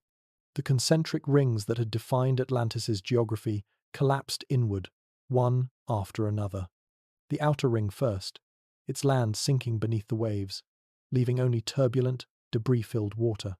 Then the middle ring. Then the inner ring. Each one taking with it hundreds of thousands of lives, erasing centuries of history and achievement. The central island, the sacred hill, was the last to go. For a few minutes, perhaps, it stood above the chaos, like a final monument to what Atlantis had been. The ruined temple, the shattered palace, the handful of survivors who had managed to reach this supposed sanctuary, only to discover that there was no sanctuary, that the gods they had worshipped were allowing this to happen, perhaps were causing it to happen. And then, the hill itself sank. The divine ground where Poseidon had once carved a home for his mortal love descended into the sea. The water rushed in, swallowing everything. The last sounds of Atlantis, the final screams, the prayers, the desperate cries for help that would never come, all of it was drowned by the ocean's roar. Within hours, perhaps within minutes, it was over. Where the mighty city had stood, there was only ocean. Turbulent, muddy, filled with debris and bodies, but ocean nonetheless. The sophisticated harbour system, the magnificent temples, the palaces and homes and workshops, all of it was now beneath hundreds or thousands of feet of water, inaccessible, invisible, gone. Some Atlanteans surely survived. Those who were on ships far enough from the island when disaster struck, those who had been travelling on the mainland, those who, by chance or providence, were somewhere else when their civilization died. But they were scattered, traumatized refugees with nothing but the clothes they wore and the memories of what they'd lost. And what of the victorious Athenian army that Plato mentioned? the force that had defeated Atlantis in war. They perished too, swallowed by the same earthquakes and floods that destroyed their enemy. Victors and vanquished erased together, proving that in the face of natural catastrophe, human conflicts mean nothing. The ocean where Atlantis had stood became, according to Plato, impassable. The water was too shallow, choked with mud and debris from the sunken island. Ships trying to sail through that region found themselves running aground, their hulls scraping over underwater ruins. So sailors learned to avoid the area entirely. The very location of Atlantis became uncertain, forgotten over generations. Within a few decades, most of the physical evidence was gone. Ocean currents scattered the debris. Sediment covered the ruins. Sea life colonized what had been streets and buildings. Nature reclaimed what humans had briefly possessed, erasing the scar of civilization from the Earth's surface. The survivors carried memories, of course. They must have told their stories to anyone who would listen. Tales of the great city that sank, descriptions of the magnificent temples and palaces, warnings about the hubris that brought divine punishment. These stories spread throughout the Mediterranean world, changing with each retelling, mixing with other flood myths and disaster legends. But without physical evidence, without ruins to point to, without any tangible proof that Atlantis had existed, the stories gradually transformed from history into myth. Within a century, people debated whether Atlantis had been real or imagined. Within 2 centuries, most assumed it was fiction. By the time Egyptian priests supposedly told Solon about it, some 8,000 years after the event, it had become a legend preserved in temple archives, a cautionary tale more than a historical account. And perhaps that's the point. Perhaps Plato chose a disaster so complete, an erasure so total, precisely because he wanted his readers to understand something fundamental. All civilizations are temporary. All human achievements are fragile. The mightiest empire, the most advanced technology, the greatest wealth, none of it offers protection against the fundamental forces of nature and fate. Atlantis in its glory seemed eternal to those who lived there. How could such magnificence not last forever? How could such power be challenged? How could gods allow such achievements to be destroyed? But eternal it was not. One day, one terrible day and night, it all ended. The story of Atlantis doesn't exist in isolation. Flood myths, tales of lost civilizations, legends of divine punishment for human hubris, these appear in cultures across the world. Long before Plato wrote his dialogues, long after, and in places that supposedly had no contact with Greek civilization, people told remarkably similar stories. What are we to make of this? The most famous parallel is, of course, the biblical flood. In the book of Genesis, God observes that humanity has become wicked, that violence and corruption fill the earth. He regrets creating humans and decides to destroy them with a great flood. Only Noah and his family are spared, along with breeding pairs of all animals, preserved in an ark that Noah builds according to divine specifications. The parallels to Atlantis are striking. A once good humanity has become corrupted. The divine observes this corruption and decides to cleanse the earth with water. A catastrophic flood destroys almost everything. Only a tiny remnant survives to carry on after the disaster. Both stories emphasize moral decline leading to divine punishment. Both use water as the instrument of destruction. Both imagine a kind of cosmic reset, a chance to start over. But the biblical flood story itself wasn't unique to Hebrew tradition. The ancient Mesopotamians told similar tales long before the Bible was written. The Epic of Gilgamesh, one of humanity's oldest surviving literary works, includes a flood narrative that predates Genesis by over 1,000 years. In the Mesopotamian version, the gods decide to destroy humanity with a flood, though the reasons vary in different tellings.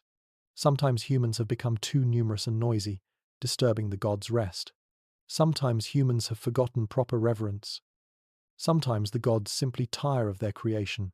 But one god, Ea, warns a man named Utnapishtim to build a boat and save his family and animals. Utnapishtim obeys. The flood comes. Almost everyone dies, and Utnapishtim and his wife are granted immortality for their piety. Sound familiar? The structure is nearly identical to both the biblical and Atlantean narratives. Corruption or offense, divine decision to destroy, catastrophic flood, tiny remnant saved, new beginning after disaster. These patterns repeat across cultures and centuries. Hindu tradition contains the story of Manu, who is warned by a fish avatar of the god Vishnu that a great flood is coming. Manu builds a boat, saves himself and 7 sages, and becomes the progenitor of the post-flood human race. The details differ, but the core narrative is remarkably consistent. In Chinese mythology, Gun and his son Yu battle against catastrophic floods that threaten to destroy civilization. Yu eventually succeeds in controlling the waters through engineering works, becoming a legendary emperor in the process. Again, we see great floods threatening human existence and requiring divine or heroic intervention. Indigenous American cultures, from the Aztec to various North American tribes, have flood legends. The Hopi speak of previous worlds destroyed by flood. The Aztec tell of ages ending in water. Tribes across North America preserve stories of great floods that forced humans to flee to mountaintops. Even distant Polynesian islands have deluge myths. Australia's Aboriginal peoples include flood stories in their Dreamtime narratives. Across the world, separated by oceans and thousands of years, humans have told versions of the same basic story. Why? Skeptics offer a simple explanation. Floods happen. They're common natural disasters, especially for communities living near water. Ancient peoples living in river valleys experienced regular flooding. Coastal communities faced storm surges and tsunamis. These traumatic events naturally became embedded in cultural memory, eventually taking on mythological dimensions. The great floods that people actually experienced, floods that destroyed villages and killed hundreds, would naturally inspire stories of even greater floods that destroyed whole civilizations and killed everyone except a chosen few. The human imagination takes real experiences and amplifies them, adds moral meanings, incorporates them into religious frameworks. But there's another possibility, one that's more controversial but more intriguing. What if all these flood myths descend from memory of actual events? What if, in humanity's deep past, catastrophic flooding did destroy advanced communities, and the memory of these disasters persisted in oral tradition for thousands of years before being written down? We know that at the end of the last ice age, roughly 11,000 to 12,000 years ago, massive flooding occurred as glaciers melted and sea levels rose dramatically. Entire landmasses that had been inhabited were inundated. The Black Sea may have experienced catastrophic flooding when the Mediterranean broke through natural barriers. Doggerland, a large landmass connecting Britain to continental Europe, was gradually submerged. These weren't quick disasters like Plato's Atlantis, but from the perspective of humans living through them, the changes would have seemed catastrophic. Communities that had existed for generations found themselves displaced. Hunting grounds disappeared underwater. Entire landscapes were transformed. People were forced to migrate, carrying with them stories of the lands they'd lost. Could these dim memories of actual geographic catastrophes be the ultimate source of flood myths worldwide? Could Atlantis itself be a garbled memory of some real place destroyed by rising seas or volcanic eruption? The timing Plato gives, 9,000 years before Solon, would put Atlantis's destruction at roughly 11,400 years ago, right in the period when the post-glacial flooding was happening.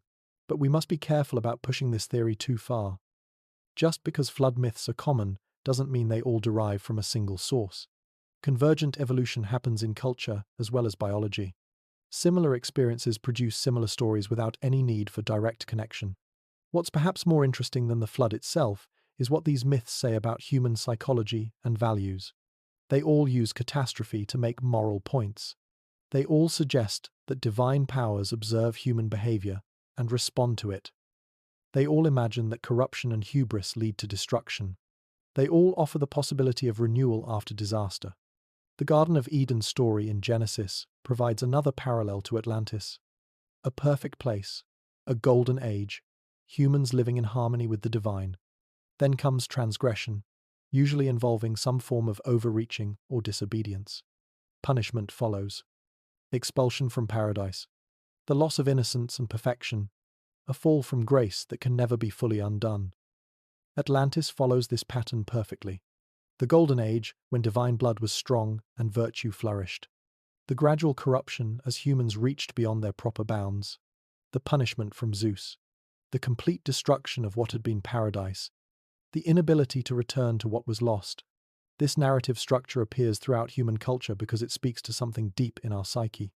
We sense that we've lost something, that things were once better than they are now, that our ancestors knew things we've forgotten, that we're fallen from some original state of grace or wisdom or harmony. Whether this intuition reflects historical reality or psychological projection doesn't entirely matter. The stories themselves shape how we think about civilization, progress, morality, and fate. They provide frameworks for understanding our place in history and cosmos. Plato's Atlantis, then, is both unique and universal. Unique in its specific details, its elaborate geography and political structure. Universal in its core narrative of rise and fall, corruption and punishment, hubris and nemesis. It taps into patterns that appear across human culture, giving them a particularly vivid and memorable form. And this is why the Atlantis story has such staying power. It's not just about one lost island. It's about the permanent human condition.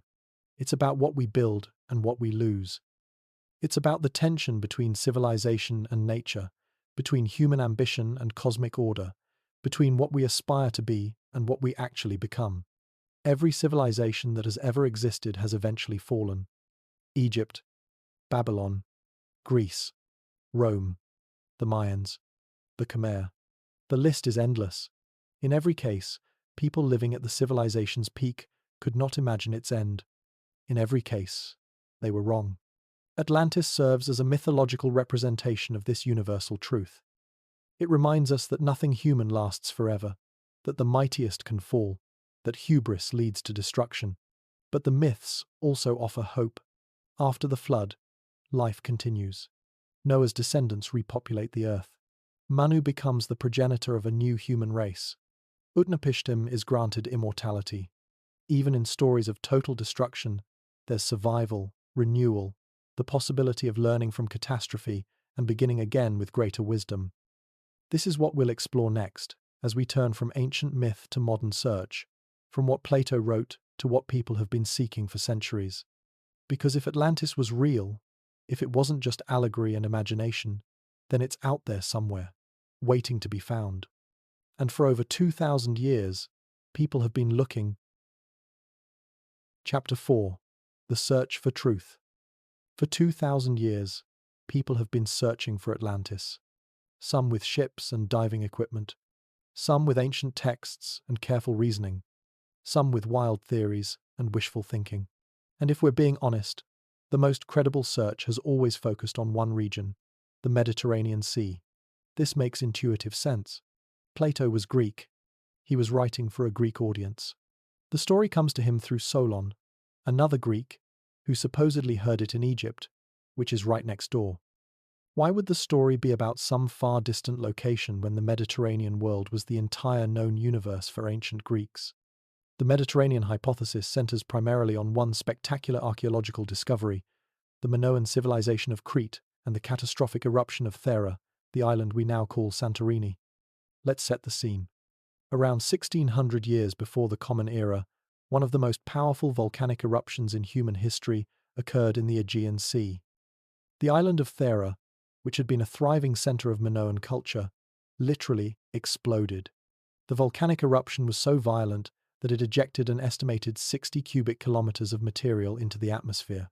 To put that in perspective, it was roughly 4 times larger than the famous eruption of Krakatoa in 1883.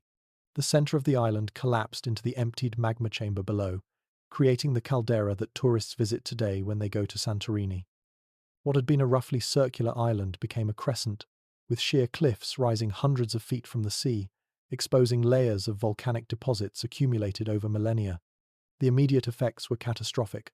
Anyone on Thera itself almost certainly died. The eruption generated massive tsunami waves that radiated across the Aegean. These waves, perhaps 100 feet high or more, slammed into coastal communities throughout the region. The sky darkened with ash. Crops failed.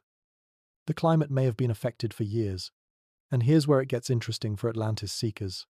At roughly the same time as this eruption, the Minoan civilization, which had dominated the Aegean for centuries, went into rapid decline. Palaces on Crete were destroyed. The elaborate trade networks collapsed. Within a generation or two, Minoan culture, which had been among the most sophisticated in the Mediterranean world, had effectively disappeared, replaced by Mycenaean Greek influence. The parallels to Atlantis are tantalizing. An advanced island civilization, sudden destruction by natural catastrophe, earthquakes and floods, an entire culture disappearing in what must have seemed like an instant to those who survived. Could Plato's Atlantis be a distorted memory of Minoan Crete and the Thera eruption? The Greek archaeologist Spyridon Marinatos proposed this connection in 1939. He argued that the destruction of Thera and the subsequent decline of Minoan civilization could be the historical kernel around which the Atlantis legend grew.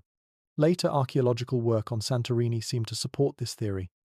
Beginning in the 1960s, excavations at Akrotiri on Santorini revealed an entire Minoan town buried under volcanic ash. The preservation was remarkable, similar to Pompeii in Italy. Multi-story buildings with sophisticated plumbing, beautiful frescoes showing a prosperous, artistic culture, clear evidence of trade connections across the Mediterranean. A civilization that was, by Bronze Age standards, exceptionally advanced. The archaeological evidence paints a picture of life in Akrotiri before the eruption. The town was substantial, possibly home to several thousand people. The architecture was sophisticated, with buildings rising 2 or 3 stories. Interior walls were decorated with vibrant frescoes, showing everything from athletic young men boxing to elaborate nature scenes with monkeys and exotic plants, to naval processions with beautifully detailed ships. The plumbing system was advanced for its time. Buildings had toilets connected to a sewage system. Some homes had hot and cold running water. The streets were paved and had drainage systems to channel rainwater. In many ways, the level of civic infrastructure wouldn't be matched in Europe again until the Roman period, well over 1,000 years later. The people of Akrotiri were clearly prosperous. The homes contained fine pottery, some imported from as far away as Egypt and Anatolia. They worked with bronze, created sophisticated textiles, processed food on an industrial scale. Storage jars suggest they were engaged in significant trade, probably exporting wine and olive oil. And then, with apparently little warning, they had to abandon everything. Archaeologists have found almost no human remains at Akrotiri, and very few valuable items. This suggests the residents had time to evacuate before the final, catastrophic eruption. Perhaps there were preliminary earthquakes that warned them. Perhaps they saw ash beginning to fall and recognized the danger. Whatever the reason, they fled, taking whatever they could carry, leaving behind a town that would be perfectly preserved under many feet of volcanic pumice. So, the Mediterranean hypothesis has genuine archaeological support. We know an advanced civilization existed in the Aegean. We know it was destroyed by a volcanic catastrophe. We know the destruction involved earthquakes and likely generated massive tsunami waves. We know this civilization had sophisticated architecture, engineering, and art. These are facts, not speculation. But here's the problem. The timeline doesn't match. Plato clearly states that Atlantis was destroyed 9,000 years before Solon's time. Even if we assume that's an error, that somehow Egyptian numbers got confused in translation, even if we're generous with our interpretation, Plato's describing something much older than 1600 before the Common Era. The Thera eruption happened roughly 3,200 years ago from our present time. Plato was writing around 2,400 years ago. That's only 700 years before Plato's time, not 9,000. And Solon lived even closer to the eruption, maybe 900 years after it. If the Egyptian priests were telling Solon about something that happened 900 years earlier, why would they say it was 9,000 years earlier? Some scholars have suggested that the number is indeed an error. Perhaps Solon or Plato misunderstood the Egyptian numbering system. Perhaps a scribe made a copying error at some point.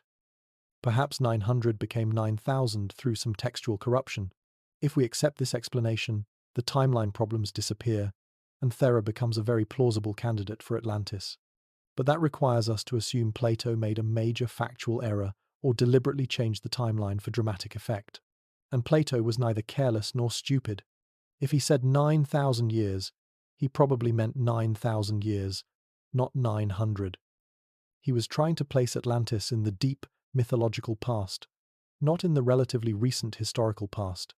The geography doesn't match perfectly either. Plato describes Atlantis as being beyond the Pillars of Hercules, outside the Mediterranean entirely. Crete and Santorini are very much inside the Mediterranean, in the Aegean Sea specifically. That's not beyond the Pillars of Hercules by any reasonable interpretation. Defenders of the Mediterranean hypothesis argue that Plato moved the location for narrative purposes, or that beyond the Pillars of Hercules was a poetic way of saying beyond the known world rather than a literal geographic description. But this requires us to dismiss what Plato explicitly says in favor of what we think he might have meant. The size doesn't match either. Plato says Atlantis was larger than Libya and Asia combined. Even interpreting that generously, he's describing something enormous. Crete is substantial for a Mediterranean island, but it's nowhere near the size Plato indicates. Santorini before the eruption was even smaller, and the political structure doesn't align. Minoan Crete seems to have been ruled from several palace centers, not by 10 confederated kings. The archaeology shows a culture focused on palatial administration, extensive record-keeping using linear A script, and a likely theocratic or bureaucratic governance system. This looks nothing like Plato's description of Atlantis. So where does this leave the Mediterranean hypothesis? It has the advantage of being based on real archaeology. We're not speculating about undiscovered ruins. We have actual evidence of an advanced Bronze Age civilization destroyed by volcanic catastrophe in the approximate region where Greek myths were generated. That's powerful, but it requires us to dismiss or reinterpret almost every specific detail Plato provides. The timeline is wrong by an order of magnitude. The location is wrong. The size is wrong. The political structure is wrong. At what point are we no longer talking about Atlantis, but about something else entirely? Perhaps the fairest assessment is this. The Minoan civilization and the Thera eruption might have influenced the Atlantis story. They might be one ingredient in the mix, a real catastrophe that lived on in cultural memory, becoming more exaggerated with each retelling, eventually being incorporated into the philosophical allegory that Plato was constructing. But Minoan Crete is probably not Atlantis itself. It's a candidate, perhaps the most credible candidate based on archaeology and geography, but it doesn't fit closely enough to satisfy anyone looking for a precise match with Plato's description. The Mediterranean hypothesis represents the conservative, academically respectable approach to finding Atlantis. It stays within the Greek world. It relies on solid archaeology. It doesn't require extraordinary claims.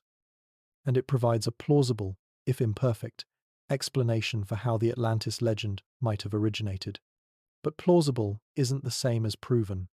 And for those willing to think bigger, to imagine that Plato meant exactly what he said about location and timeline, the search moves beyond the Mediterranean entirely, out into the vast Atlantic Ocean itself. If we take Plato literally, if we accept that he meant beyond the Pillars of Hercules in the most straightforward geographic sense, then Atlantis lies somewhere in the Atlantic Ocean. And for centuries, searchers have been looking there, focusing on several possible locations, each with its own supporting evidence and problems. The Azores archipelago has long fascinated Atlantis researchers. This group of 9 volcanic islands sits in the mid-Atlantic, roughly 900 miles west of Portugal. They're the peaks of the Mid-Atlantic Ridge, the underwater mountain range where the Eurasian and North American tectonic plates are slowly pulling apart. The Azores hypothesis gained particular attention in the late 1800s and early 1900s. Geologists discovered that the Mid-Atlantic Ridge exists, that it's a massive underwater mountain range running the length of the Atlantic. Could this ridge once have been above water? Could Atlantis have stood on elevated portions of this ridge before geological changes submerged it? Ignatius Donnelly, that American congressman who wrote the influential book about Atlantis in 1882, was particularly taken with the Atlantic location. He argued that the Azores were mountain peaks of a much larger landmass that once existed in the Atlantic. According to Donnelly, this landmass was Atlantis, and when it sank, only the highest peaks remained above water as islands. Donnelly's book was enormously influential, despite being, by modern standards, wildly speculative. He claimed that similarities between Old World and New World cultures proved they must have had a common source, Atlantis. The pyramids of Egypt and the pyramids of Mexico looked similar. Therefore, they must have been inspired by even more magnificent Atlantean pyramids. Both regions had flood myths, therefore they must be remembering the actual flood that destroyed Atlantis. The logic doesn't hold up to scrutiny. Similarities between cultures can arise from universal human experiences and needs, from convergent evolution of ideas, from limited contact through trade routes, or from simple coincidence. You don't need a lost civilization to explain them.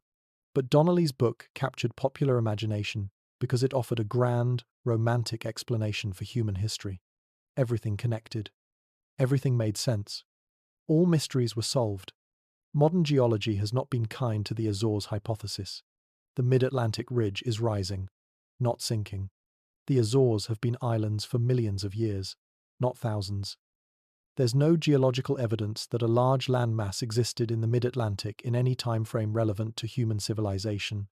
The oceanic crust in the Atlantic is relatively young in geological terms, but still far too old to have supported a human civilization that sank 12,000 years ago. Plate tectonics doesn't work the way Donnelly imagined. You can't just have a continent-sized landmass sink beneath the waves in a single day and night. That's not how the Earth works. But the romantic appeal of the Atlantic location persists. There's something fitting about Atlantis being in the Atlantic Ocean, whose very name comes from the Atlas of Plato's story. And proponents point to anomalies, to underwater formations that might be artificial, to sonar readings that show geometric patterns on the ocean floor. The Bimini Road, discovered off the coast of the Bahamas in 1968, sparked particular excitement. Divers found what appeared to be a road or wall made of rectangular limestone blocks, stretching for roughly half a mile along the ocean floor in shallow water. The blocks are remarkably regular, seemingly too perfect to be natural. Edgar Cayce, the American psychic who had died in 1945, had predicted that remnants of Atlantis would be found near Bimini in 1968 or 69. When the Bimini Road was discovered right on schedule, believers saw it as validation of Cayce's psychic abilities and proof that Atlantis had existed in the Atlantic. Geologists who have studied the Bimini Road have a less exciting explanation. It's a natural formation called beach rock, created when limestone sediments cement together along a beach and then become exposed when sea levels change or the land shifts. The regular appearance comes from natural fracture patterns in the rock. Similar formations exist at many locations around the world.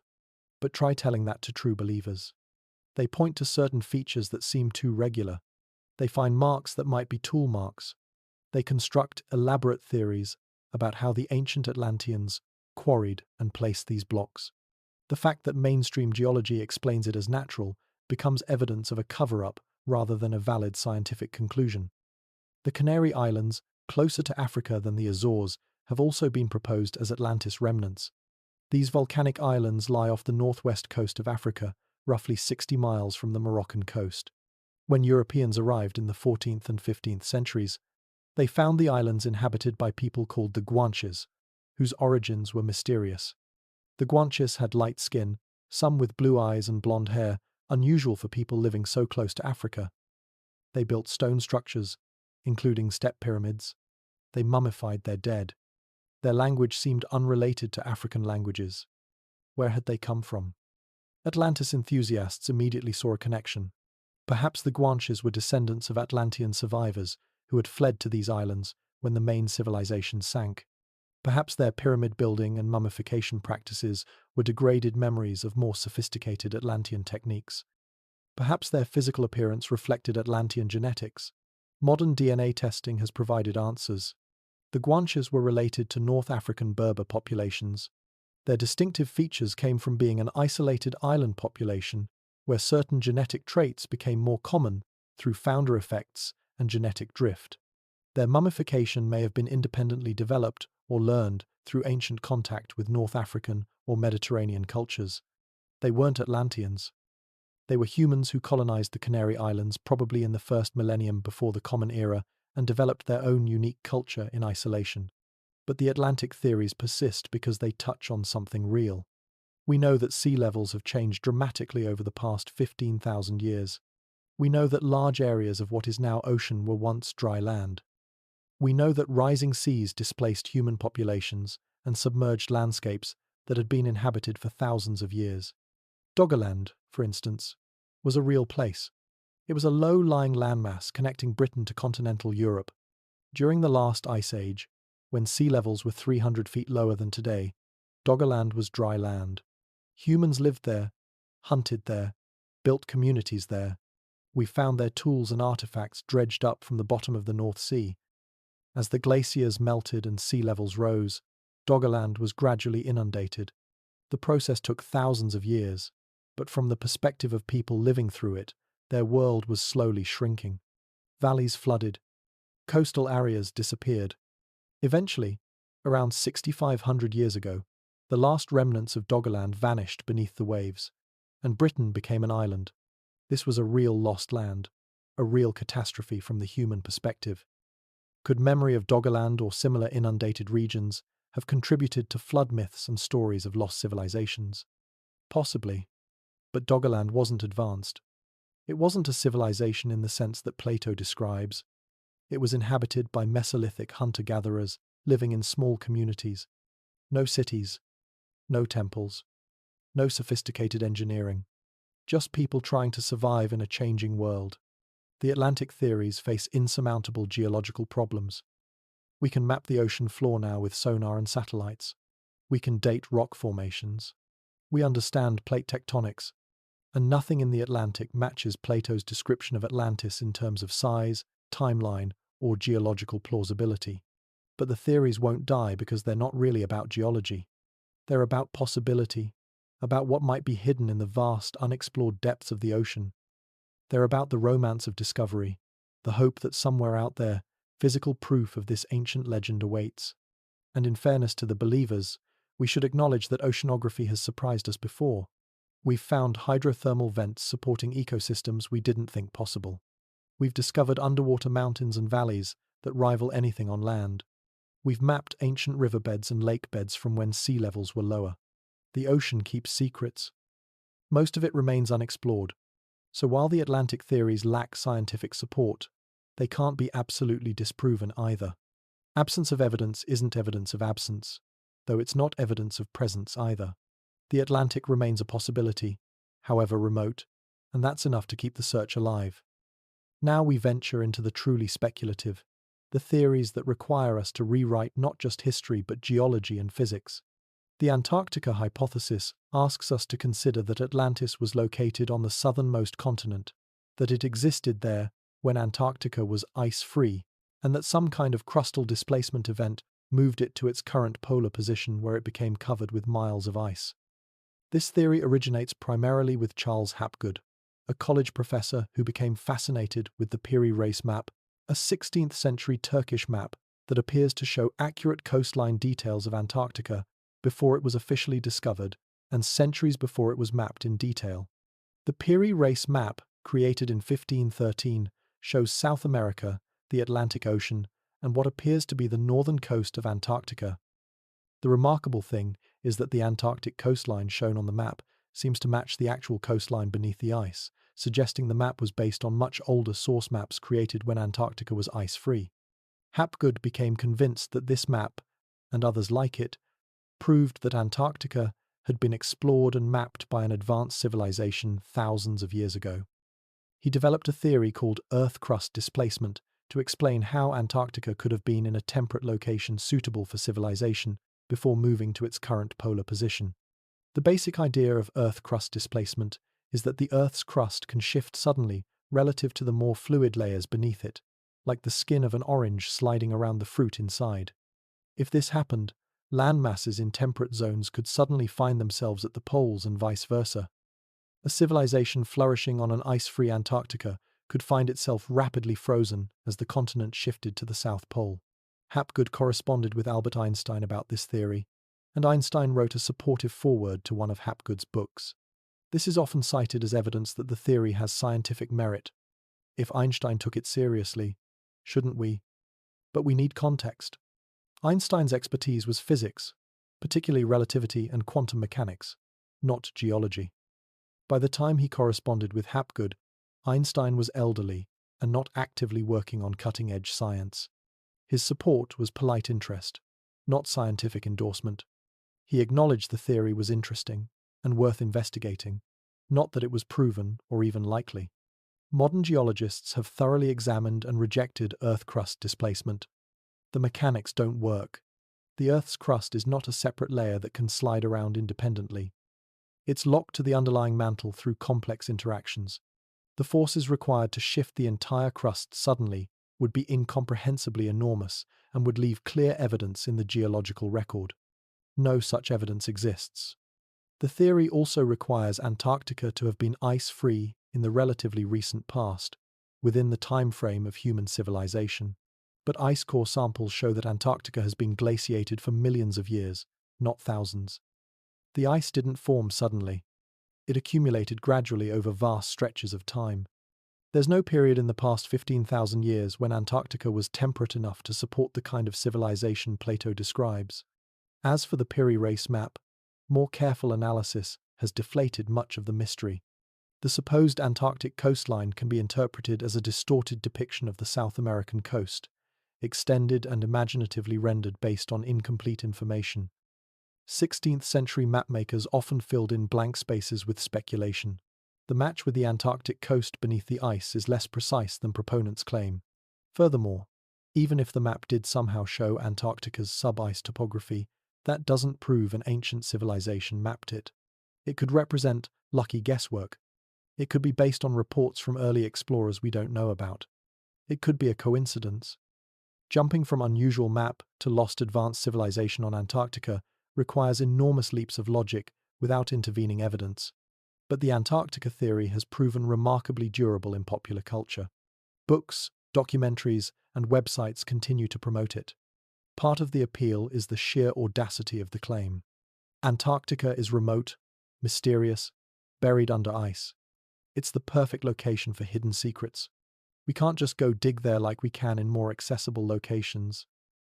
The ice itself becomes a kind of shield against verification or refutation. The theory also taps into a broader feeling that mainstream science is too conservative, too quick to dismiss unconventional ideas. Proponents position themselves as brave truth seekers battling against closed-minded academics. They point to cases where conventional wisdom was eventually overturned, suggesting that Antarctica could be another example. But scientific consensus isn't overturned by speculation and ambiguous evidence. It's overturned by clear, reproducible findings that can't be explained within existing frameworks. The Antarctica theory has none of that. It has a misinterpreted map, a rejected geological mechanism, and ice core data that directly contradicts its timeline.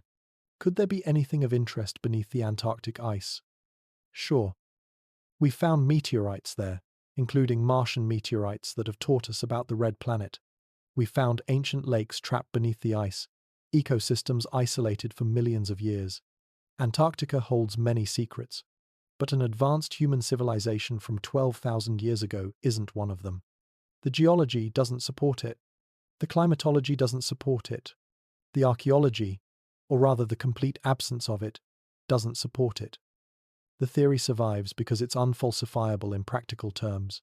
You can't prove there's nothing under the ice without melting all the ice, which we can't and shouldn't do. So the theory can persist indefinitely, always just beyond the reach of definitive disproof. The Antarctica hypothesis represents a certain type of Atlantis theory, the kind that places the lost civilization somewhere so inaccessible that absence of evidence can be explained away. If we can't find Atlantis where we can look, then it must be where we can't look, under the ice. Deep in the ocean, buried under miles of sediment, always just out of reach, always requiring just one more expedition, one more technological breakthrough, one more open-minded investigation.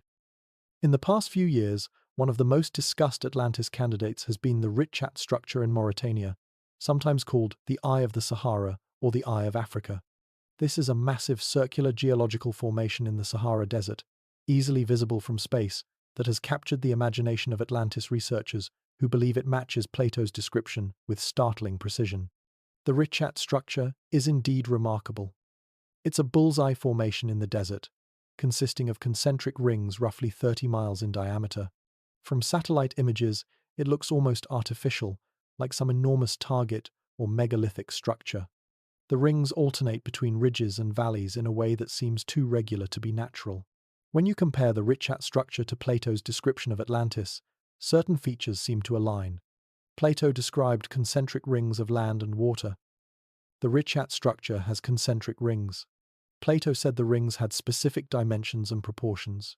Some researchers claim the Richat structure matches those proportions when properly measured and interpreted. A YouTube channel called Bright Insight brought the Richat structure to mainstream attention as an Atlantis candidate in 2018. The video went viral, accumulating millions of views. The presenter argued passionately that the geological formation matched Plato's description too closely to be coincidence. The case for the Richat structure rests on several points. First, the concentric circular structure matching Plato's account. Second, the scale, which is roughly appropriate for the city Plato describes. Third, the presence of what appear to be ancient rivers that could have brought water to the structure. Fourth, evidence of human habitation in the region during wetter periods in the Sahara's past. Fifth, certain rock types in the area that match materials Plato mentions, including a reddish stone that some equate with orichalcum. The Sahara wasn't always a desert. 10,000 to 15,000 years ago, during a period called the African Humid Period, much of North Africa was significantly wetter. Lakes existed where now there's only sand. Rivers flowed. Vegetation was abundant enough to support large animal populations and human communities. Rock art from this period shows hippos, crocodiles, and lush landscapes where today only barren desert exists. So it's plausible that a civilization could have existed in this region when climate conditions were favorable, and the Richat structure, proponents argue, would have been an ideal location, a natural formation that could have been modified and built upon by ancient people, a place with access to water when rivers flowed nearby, a location that would have been forgotten as the Sahara dried and the region became uninhabitable. But here's where the theory runs into problems. The Richat structure is nowhere near beyond the Pillars of Hercules in the way Plato describes. It's in the interior of Africa, hundreds of miles from the Atlantic coast. To make it work, you have to either ignore Plato's geography or argue that beyond the Pillars of Hercules meant something very different than we think. More fundamentally, geologists understand exactly how the Richat structure formed, and it has nothing to do with ancient engineering. It's an eroded geological dome, formed when molten rock pushed upward from below but didn't break through the surface. Over millions of years, erosion wore away softer rock layers at different rates, creating the concentric ring pattern we see today. The rock layers in the Richat structure are dated to hundreds of millions of years old. The structure itself has been there for tens of millions of years, slowly eroding. It's ancient in geological terms, but has looked essentially as it does now for far longer than humans have existed as a species. There are no water channels carved by ancient Atlanteans. There are no modified walls. There are no harbours. Just natural rock layers exposed by natural erosion. Archaeological surveys of the region have found stone tools and other evidence of human presence during wetter periods, but nothing suggesting an advanced civilization. No monumental architecture. No sophisticated engineering. No cities. Just evidence that nomadic or semi-nomadic peoples passed through and exploited available resources during times when climate permitted. The match with Plato's dimensions, which seems so compelling at first, falls apart on closer examination. Proponents have to selectively measure certain features while ignoring others. They have to interpret Plato's measurements creatively. They have to explain away the absence of water rings, the wrong geographical location, and the complete lack of archaeological evidence. But the Eye of Africa theory won't die easily. The formation is visually striking. The coincidences, even if they're just coincidences, feel meaningful. And Mauritania isn't thoroughly explored archaeologically. Most of the Sahara isn't. Could there be buried evidence beneath the sand? Could rising desertification have covered whatever the ancient Atlanteans built? The answer is almost certainly no. Archaeology in desert regions is actually quite good at finding ancient sites. Sand preserves more than it destroys. And while much of the Sahara is unexplored, satellite imagery and ground-penetrating radar allow us to detect buried structures without excavating. If a city the size of Atlantis existed at the Richat structure, we'd see evidence of it even under sand. The Eye of Africa represents a particular kind of pattern matching that's common in pseudo-archaeology. Start with the desired conclusion, in this case, that Atlantis was real and can be found. Then look for anything that might support that conclusion, while ignoring or explaining away everything that contradicts it. The Richat structure is circular like Plato's description, so focus on that. It's in completely the wrong location and has the wrong geology, so minimize or reinterpret those problems. This isn't how science works. Science starts with observations and follows them where they lead, even if the destination is disappointing. When geology says the Richat structure is a natural erosion feature, when archaeology says there's no evidence of an advanced civilization there, when geography says it's in the wrong location, we should accept those conclusions unless extraordinary new evidence emerges. But for believers, the Eye of Africa will remain a candidate because it looks so perfect, because satellite photos of it genuinely do evoke Plato's concentric rings, because it's in a part of the world that feels mysterious and underexplored, because wanting it to be Atlantis is more emotionally satisfying than accepting that it's just an interesting geological formation. The search for Atlantis has touched nearly every corner of the Earth. Wherever there's a mysterious ruin, an unexplained formation, or an ancient culture whose origins are unclear, someone has proposed it as Atlantis. Let's survey some of the other locations that have been put forward, understanding that we could spend lifetimes examining every theory in detail. The Strait of Gibraltar itself has been proposed as Atlantis's location. Some researchers argue that the island existed in the strait, or just beyond it, in shallow waters. When catastrophe struck, they suggest, it sank and now lies beneath the ocean at the gateway between the Mediterranean and the Atlantic. The advantage of this theory is geographic precision. It takes beyond the Pillars of Hercules as literal as possible while keeping Atlantis close to the Greek world. The strait is narrow enough that an island there would have been strategically significant, controlling access between seas. Ancient geographers might well have considered such a location worth writing about. Archaeological evidence shows that the region was inhabited in ancient times. The Phoenicians and other Mediterranean peoples knew it well. There are ancient settlements on both the European and African sides of the strait. Could one of these, or an island between them now submerged, be the basis for the Atlantis legend? The problem is bathymetry, the measurement of underwater depth. We've mapped the strait thoroughly. There's no massive sunken island there, no submerged cities. The depth and geography don't support the idea of a recently sunken landmass. Like most ocean floors, what's there has been there for geological ages, not thousands of years. Tartessos, an ancient civilization in southern Spain, near the mouth of the Guadalquivir River, has also been identified with Atlantis. Tartessos was a real place, mentioned in ancient sources, known for its wealth in metals, particularly silver. It had trade connections throughout the Mediterranean, and mysteriously, it disappeared from history around 500 before the Common Era. Some scholars argue that memory of Tartessos could have influenced Plato's story. A wealthy trading civilization on the Atlantic coast of Spain, abundant metal resources, eventual destruction or decline. These elements align with aspects of the Atlantis account. Perhaps Plato heard stories about Tartessos and incorporated them into his philosophical tale. But Tartessos wasn't on an island. It didn't sink beneath the waves. It seems to have declined for economic and political reasons, not through natural catastrophe. The timeline doesn't work either. Tartessos existed in the first millennium before the Common Era, not 9,000 years before Solon. Unless we again assume Plato made massive errors or intentionally changed details, Tartessos doesn't fit. The Black Sea has generated its own theories, particularly connected to research on a possible catastrophic flood that might have occurred when the Mediterranean broke through natural barriers and poured into what was then a lower-lying freshwater lake. This event, if it happened, would have been devastating for communities around the Black Sea coast. Geologists Walter Pittman and William Ryan proposed in the late 1990s that this flood occurred around 5,600 years ago. They suggested it might be the basis for various flood myths, including Noah's flood and possibly the Atlantis story. The flood would have raised the Black Sea level dramatically, inundating coastal settlements and forcing large-scale migration. Evidence for this theory includes sediment layers in the Black Sea, suggesting a sudden transition from freshwater to saltwater conditions, submerged ancient shorelines, and archaeological sites that appear to have been abandoned suddenly. If this flood occurred, it would have been catastrophic from a human perspective. Entire communities disappeared underwater. Survivors would have carried traumatic memories of the disaster. Could this be connected to Atlantis?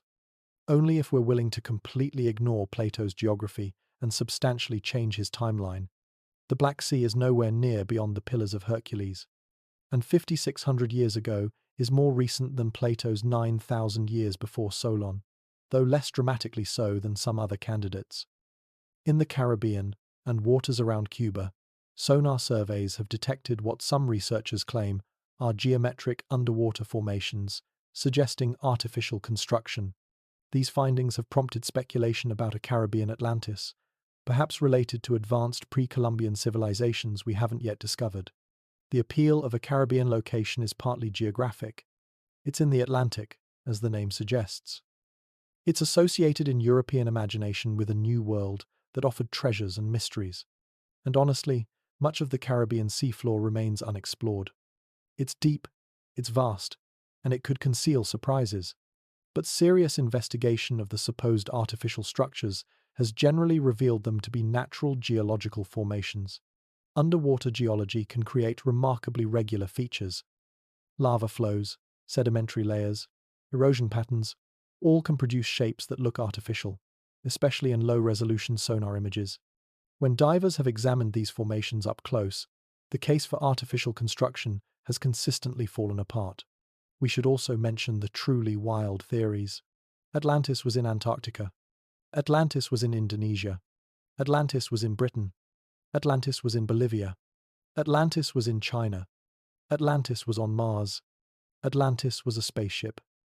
Every possible location has been proposed by someone, each theory with its own internal logic, its own selection of evidence, its own community of believers. What do all these theories have in common? They start with the assumption that Atlantis was real and must be found somewhere.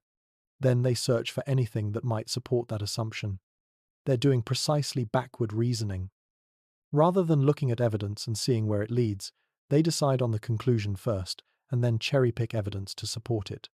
This is understandable psychologically. The Atlantis story is compelling. We want it to be true. We want there to have been a great lost civilization. We want ancient mysteries and hidden knowledge. We want proof that there's more to history than the conventional narrative tells us. So we go looking for that proof, and human pattern-matching abilities being what they are, we find patterns everywhere, whether they're real or not. The proliferation of theories about Atlantis's location should actually tell us something important. If there were strong evidence pointing to one specific location, that's where research would concentrate. The fact that theories place Atlantis literally everywhere suggests that there isn't strong evidence pointing anywhere. It suggests that people are finding what they want to find, rather than what's actually there. Despite the lack of conclusive evidence, and in some ways because of it, the search for Atlantis has never stopped.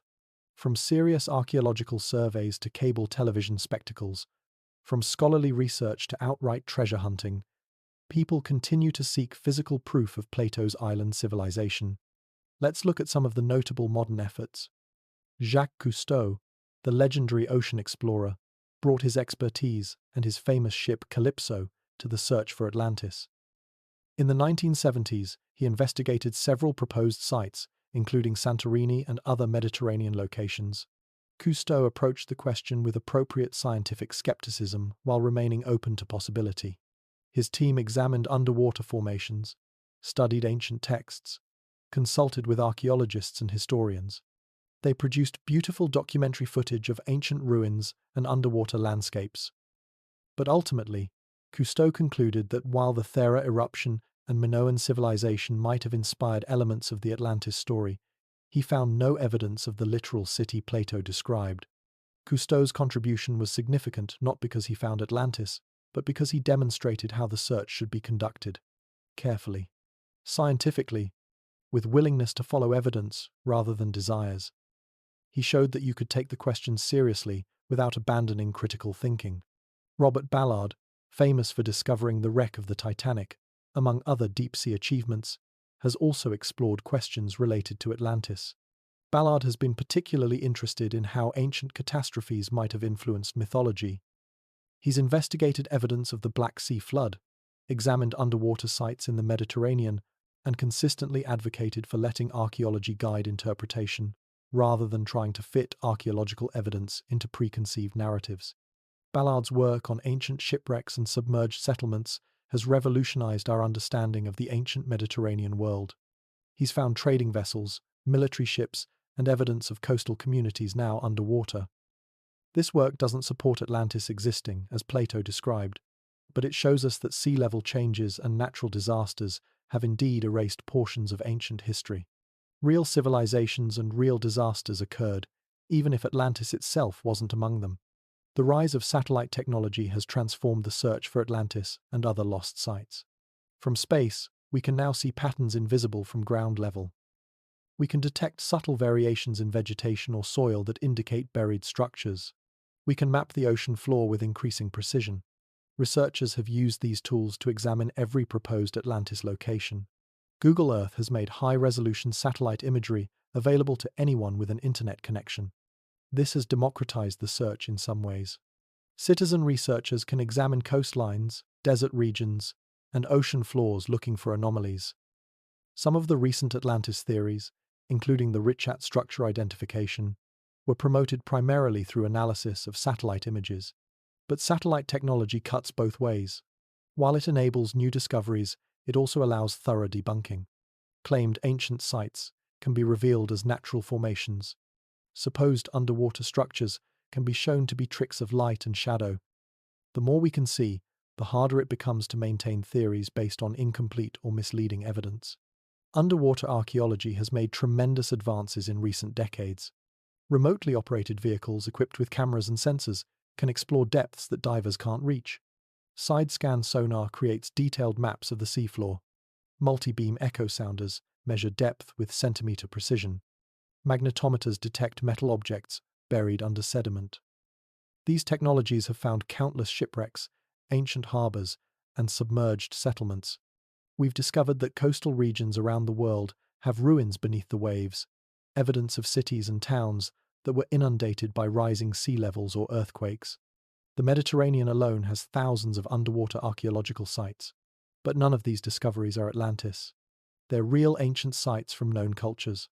Egyptian ports, Greek harbors, Roman coastal facilities, Phoenician trading posts. Each finding adds to our knowledge of genuine ancient history while providing no support for a lost continent or advanced prehistoric civilization. Television has played an interesting role in the modern search for Atlantis. Cable networks produce regular documentaries about the search, often with titles like Finding Atlantis or The Truth About Atlantis. These programs visit proposed sites, interview researchers, and present evidence with varying degrees of rigor. The problem with television treatments is that they need to be entertaining. A documentary that simply concludes Plato probably made it up doesn't make for compelling viewing. So even relatively serious programs tend to oversell possibilities, present fringe theories alongside mainstream archaeology without adequate distinction, and leave viewers with the impression that Atlantis might really be out there if we just look hard enough.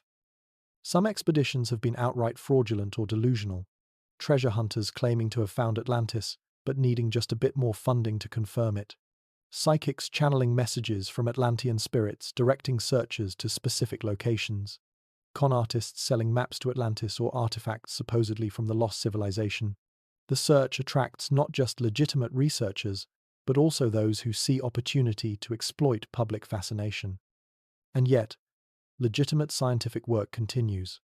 Archaeologists studying real Bronze Age civilizations in the Mediterranean and beyond. Geologists investigating ancient catastrophes. Oceanographers mapping the seafloor. Climatologists reconstructing ancient climate conditions. While these researchers aren't looking for Atlantis specifically, their work illuminates the actual ancient world and helps us understand what's plausible and what isn't. Recent years have seen increased use of genetic analysis to trace ancient migrations and connections. We can now extract DNA from ancient skeletons and map human movement across the globe with remarkable precision. This work has revealed surprising connections and unexpected migrations, but it hasn't revealed any lost Atlantean civilization.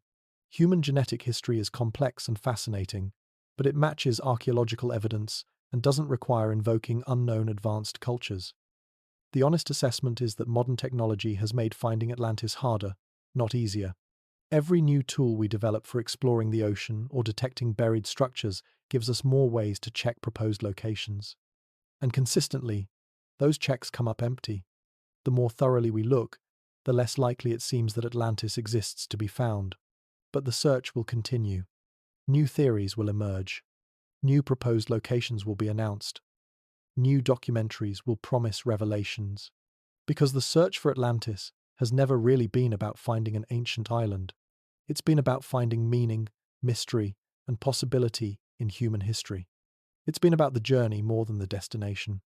And in fairness, we should acknowledge that the search has value even when it doesn't find Atlantis. It funds archaeological work that discovers real ancient sites. It advances technology that helps us explore and understand our planet. It keeps people engaged with ancient history and stimulates interest in archaeology and oceanography. Not everyone who searches for Atlantis is a fool or a fraud. Many are genuinely curious people asking legitimate questions about the past. The difference between productive searching and unproductive obsession lies in willingness to follow evidence honestly. If evidence consistently points away from a theory, intellectual honesty requires adjusting or abandoning that theory. Science progresses by disproving hypotheses, by eliminating possibilities, by accepting when we're wrong. The search for Atlantis becomes valuable when it's conducted with that spirit of honest inquiry. It becomes wasteful when it's driven by determination to prove a predetermined conclusion regardless of what evidence actually shows. Chapter 5. Beyond the physical. Now we need to consider a possibility that many Atlantis searchers find deeply unsatisfying, that Plato never intended his story to be taken as literal history.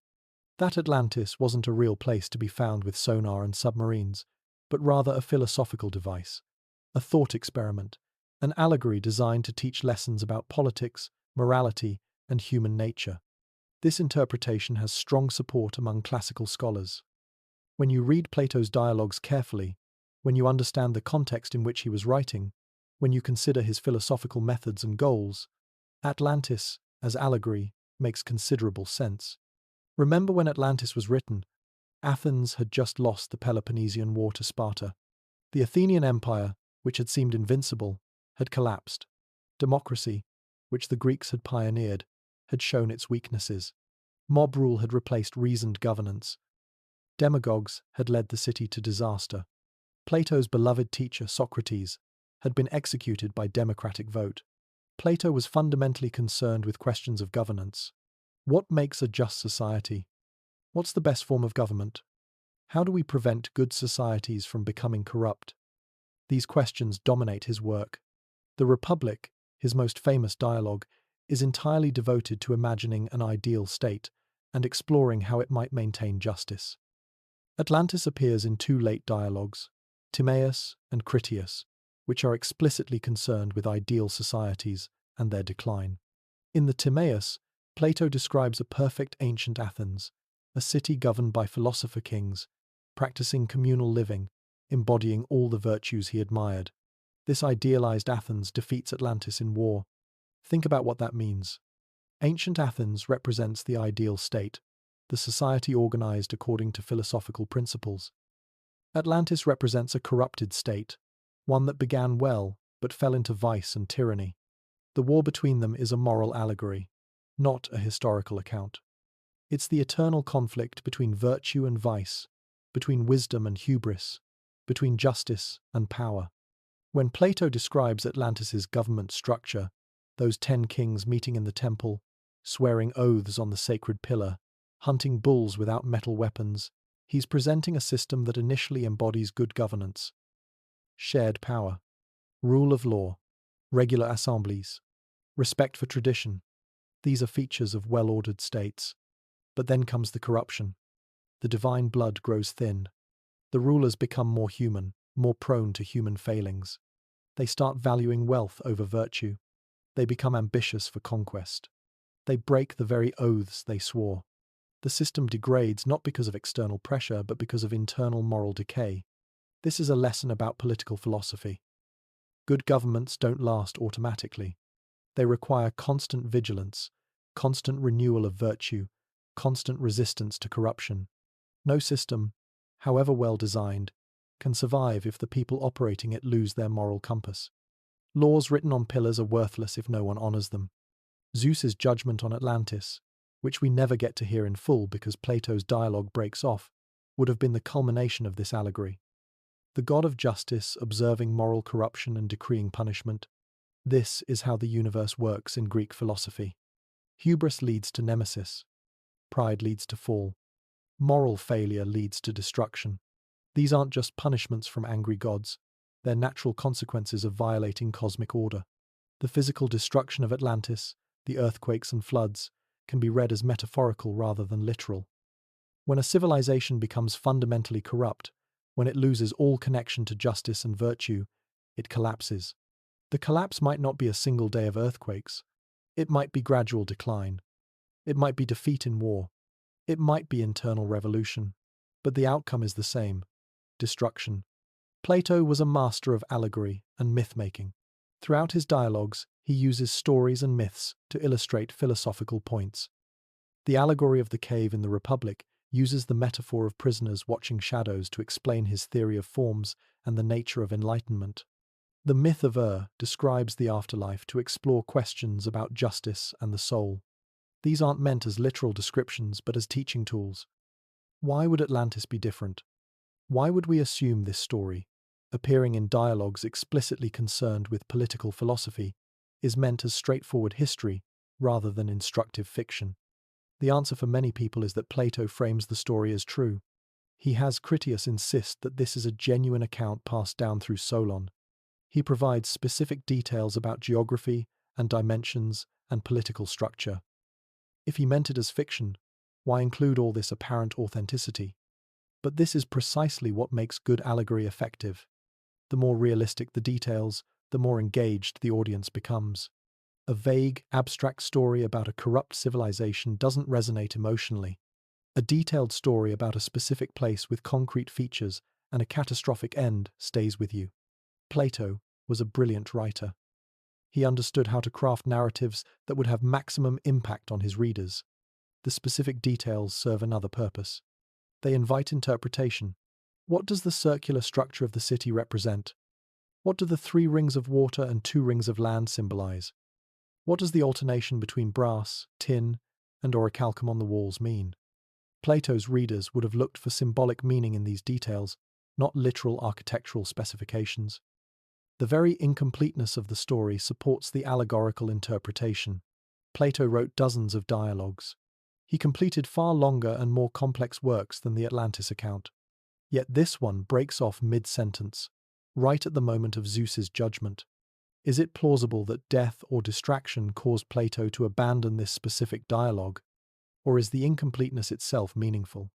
Perhaps Plato wanted his readers to supply the ending, to imagine what judgment should fall on a corrupted civilization, to think through the consequences of moral failure. The unfinished nature of the story makes it participatory. We're forced to engage with it actively rather than passively receiving a complete narrative. Classical scholars have noted that the Atlantis story contains elements from various Greek myths and legends. The circular island recalls Scheria from Homer's Odyssey. The divine origins echo stories of heroes descended from gods. The catastrophic destruction parallels other flood myths. Plato may have been weaving together existing mythological elements to create a new story that served his philosophical purposes. There's also the question of whether ancient readers took Atlantis literally. Aristotle, who was Plato's student and would have known his intentions, reportedly said that Plato created Atlantis and then destroyed it. This sounds like Aristotle understood it as Plato's invention, not a historical account. Later, ancient writers debated whether Atlantis was real, suggesting there wasn't a clear consensus even in antiquity. The metaphorical interpretation doesn't mean Atlantis has no value. If anything, it's more valuable as allegory than it would be as history. As history, it's one civilization among many. As allegory, it's a timeless warning applicable to any society in any era. It becomes a mirror in which we can see ourselves and our own civilizations, examining how we measure up to the ideal and how close we might be to corruption and fall. This interpretation satisfies intellectually but not emotionally. It means there's nothing to find. No underwater ruins waiting to be discovered. No vindication for those who believe in literal Atlantis. No physical proof of lost wisdom or advanced ancient technology. Just a story, skillfully told, serving philosophical purposes. Many people resist this interpretation precisely because it's disappointing. We want there to be mysteries. We want hidden history. We want proof that the ancient world was more than we've been told. Accepting Atlantis as allegory means accepting that this particular mystery has no hidden solution, that 2,000 years of searching has been, in a sense, missing the point. But perhaps that's the final lesson of Atlantis. Perhaps the obsessive search for a literal lost island is itself a kind of hubris, a refusal to accept what Plato was actually trying to teach us. Perhaps by focusing on whether Atlantis was real, we've ignored what it means. By hunting for ruins, we've missed the warning about our own civilizations. If Plato could see the modern search for his lost island, what would he think? Would he be amused that people took his philosophical tale so literally? Would he be frustrated that his actual message got lost in debates about geography and geology? Or would he be satisfied that his story achieved immortality, even if not in the way he intended? We can't know, but we can choose how we engage with the Atlantis story. We can treat it as a mystery to be solved through archaeology and oceanography. Or we can treat it as a philosophical text to be interpreted and applied. Both approaches have value. Both teach us things. But they lead to very different conclusions about what Atlantis is and what it means. Atlantis has captured imaginations worldwide, but nowhere has the legend resonated quite as powerfully as in the United States. From the late 1800s through today, Americans have had a special relationship with the lost continent, incorporating it into our culture, our spirituality, our sense of history and destiny. Understanding why requires looking at what Atlantis represents to the American psyche. America itself is a kind of new world, a fresh start, a place where European civilization could supposedly begin again without the corruptions of the old world. The Founding Fathers imagined they were creating something unprecedented, a democratic republic that would avoid the mistakes of ancient empires. This narrative of new beginning, of learning from past failures, made Americans particularly receptive to stories about lost civilizations and the lessons they might teach. Edgar Cayce, the sleeping prophet from Virginia, played an enormous role in embedding Atlantis in American consciousness. Between 1923 and 1944, Cayce gave hundreds of readings about Atlantis while in a trance state. He described it in extraordinary detail, claiming to access past life memories and akashic records, a kind of cosmic library containing all knowledge. According to Cayce's readings, Atlantis existed for many thousands of years, far longer than Plato suggested. It had 3 distinct periods of destruction before the final catastrophe. The Atlanteans possessed technology that exceeded our own, including crystal power sources that could transmit energy wirelessly, aircraft powered by these crystals, and even the ability to manipulate genetics and create human-animal hybrids. This advanced technology, Cayce claimed, was ultimately Atlantis's downfall. The Atlanteans split into 2 factions, the sons of the Law of One, who used technology spiritually and ethically, and the sons of Belial, who used it selfishly and destructively. The conflict between these groups eventually triggered catastrophes that destroyed the civilization. Cayce predicted that portions of Atlantis would begin rising again in 1968 or 69, specifically near Bimini in the Bahamas. When the Bimini Road was discovered in 1968, Cayce's followers saw it as confirmation of his psychic abilities, even though geologists explained it as a natural formation. Why did Cayce's version of Atlantis resonate so powerfully with Americans? Partly because it addressed anxieties of the atomic age. Cayce was giving these readings during and after World War II, when nuclear weapons first demonstrated humanity's capacity for self-destruction. His warning that an advanced civilization destroyed itself through misused technology hit very close to home. The story also appealed to spiritual seekers unsatisfied with conventional religion but looking for something beyond pure materialism. Cayce's Atlantis offered ancient wisdom, spiritual knowledge, proof that there was more to reality than what science could measure. It suggested that humanity had reached great heights before and could do so again if we learned from past mistakes. The New Age movement of the 1960s and 70s embraced Atlantis enthusiastically. Books, workshops, and spiritual teachings referenced the lost continent as a source of hidden knowledge. Some claimed to channel Atlantean spirits. Others offered past life regression to recover Atlantean memories. Atlantis became shorthand for ancient enlightenment, for spiritual sophistication that modern civilization had lost. This spiritual interpretation of Atlantis differs dramatically from Plato's account. Plato's Atlantis was materialistic and ultimately corrupt. It was a warning about hubris, not a model to aspire to. But American New Age culture inverted this, imagining Atlantis as spiritually advanced, as possessing wisdom we need to recover. The story was adapted to serve different psychological and spiritual needs. American literature has continually returned to Atlantean themes. Science fiction writers have used it as a setting for lost world adventures. Fantasy authors have incorporated Atlantean magic systems and ancient prophecies. Even mainstream literary fiction has occasionally engaged with the legend, using it to explore themes of lost innocence, corrupted idealism, or cyclical history. Disney's animated film from 2001, simply titled Atlantis, introduced the legend to a new generation of American children. While the movie took enormous liberties with Plato's account, imagining Atlantis as surviving in an underground cavern and featuring crystal technology similar to Casey's descriptions, it kept the basic elements: an advanced ancient civilization, catastrophic destruction, and the question of whether that lost knowledge should be recovered or left buried. The film didn't perform as well as Disney hoped at the box office, but it found an audience in home video and has gained a cult following.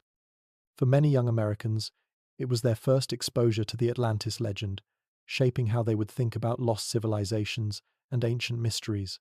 Comic books and video games have also kept Atlantis alive in American popular culture.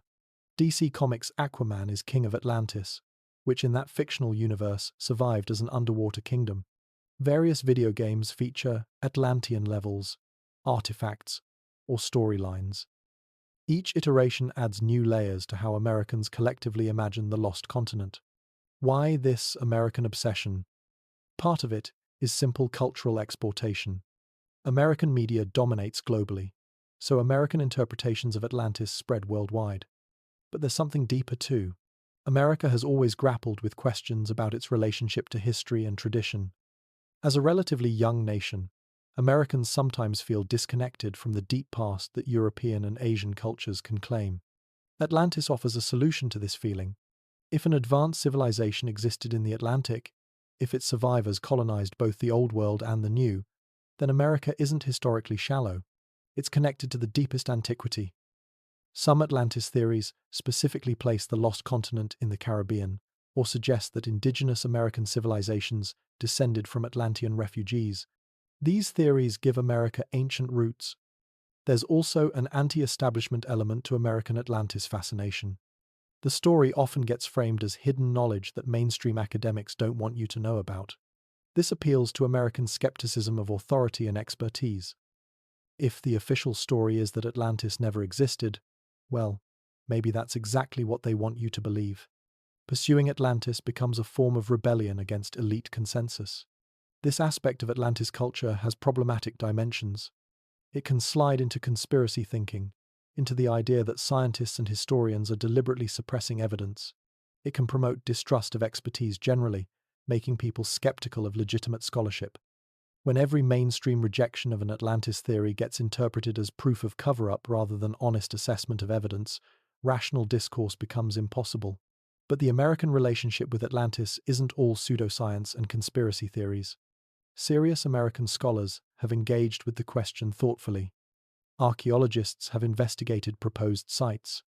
Oceanographers have explored underwater formations. Historians have analyzed ancient texts. The difference between serious investigation and obsessive belief lies in willingness to follow evidence honestly, even when it leads to disappointing conclusions. The Atlantis story also resonates with American concerns about decline and fall. As a global superpower, Americans worry about whether their own civilization might be heading for collapse. Are we the Atlanteans, reaching beyond our proper bounds, becoming corrupted by wealth and power? Will future generations look back at us as a cautionary tale? These anxieties make Atlantis feel personally relevant rather than just an interesting historical mystery.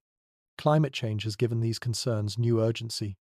The image of rising seas swallowing coastal cities, of natural catastrophes overwhelming human infrastructure, feels less mythological and more plausible than ever. Atlantis destroyed by flood and earthquake in a single day might be hyperbole, but the underlying idea that civilization is vulnerable to natural forces we've ignored or provoked feels frighteningly relevant. So Atlantis persists in American consciousness as myth, warning, mystery, and mirror. It's a Rorschach test where we see whatever concerns us most. Lost wisdom we need to recover. Ancient mistakes we need to avoid repeating. Hidden history that would change everything if revealed. Proof that there's more to the world than we've been told. Each generation of Americans has reimagined Atlantis according to their own anxieties and aspirations. Victorian Americans saw it as proof of white civilization's ancient origins. Cold War.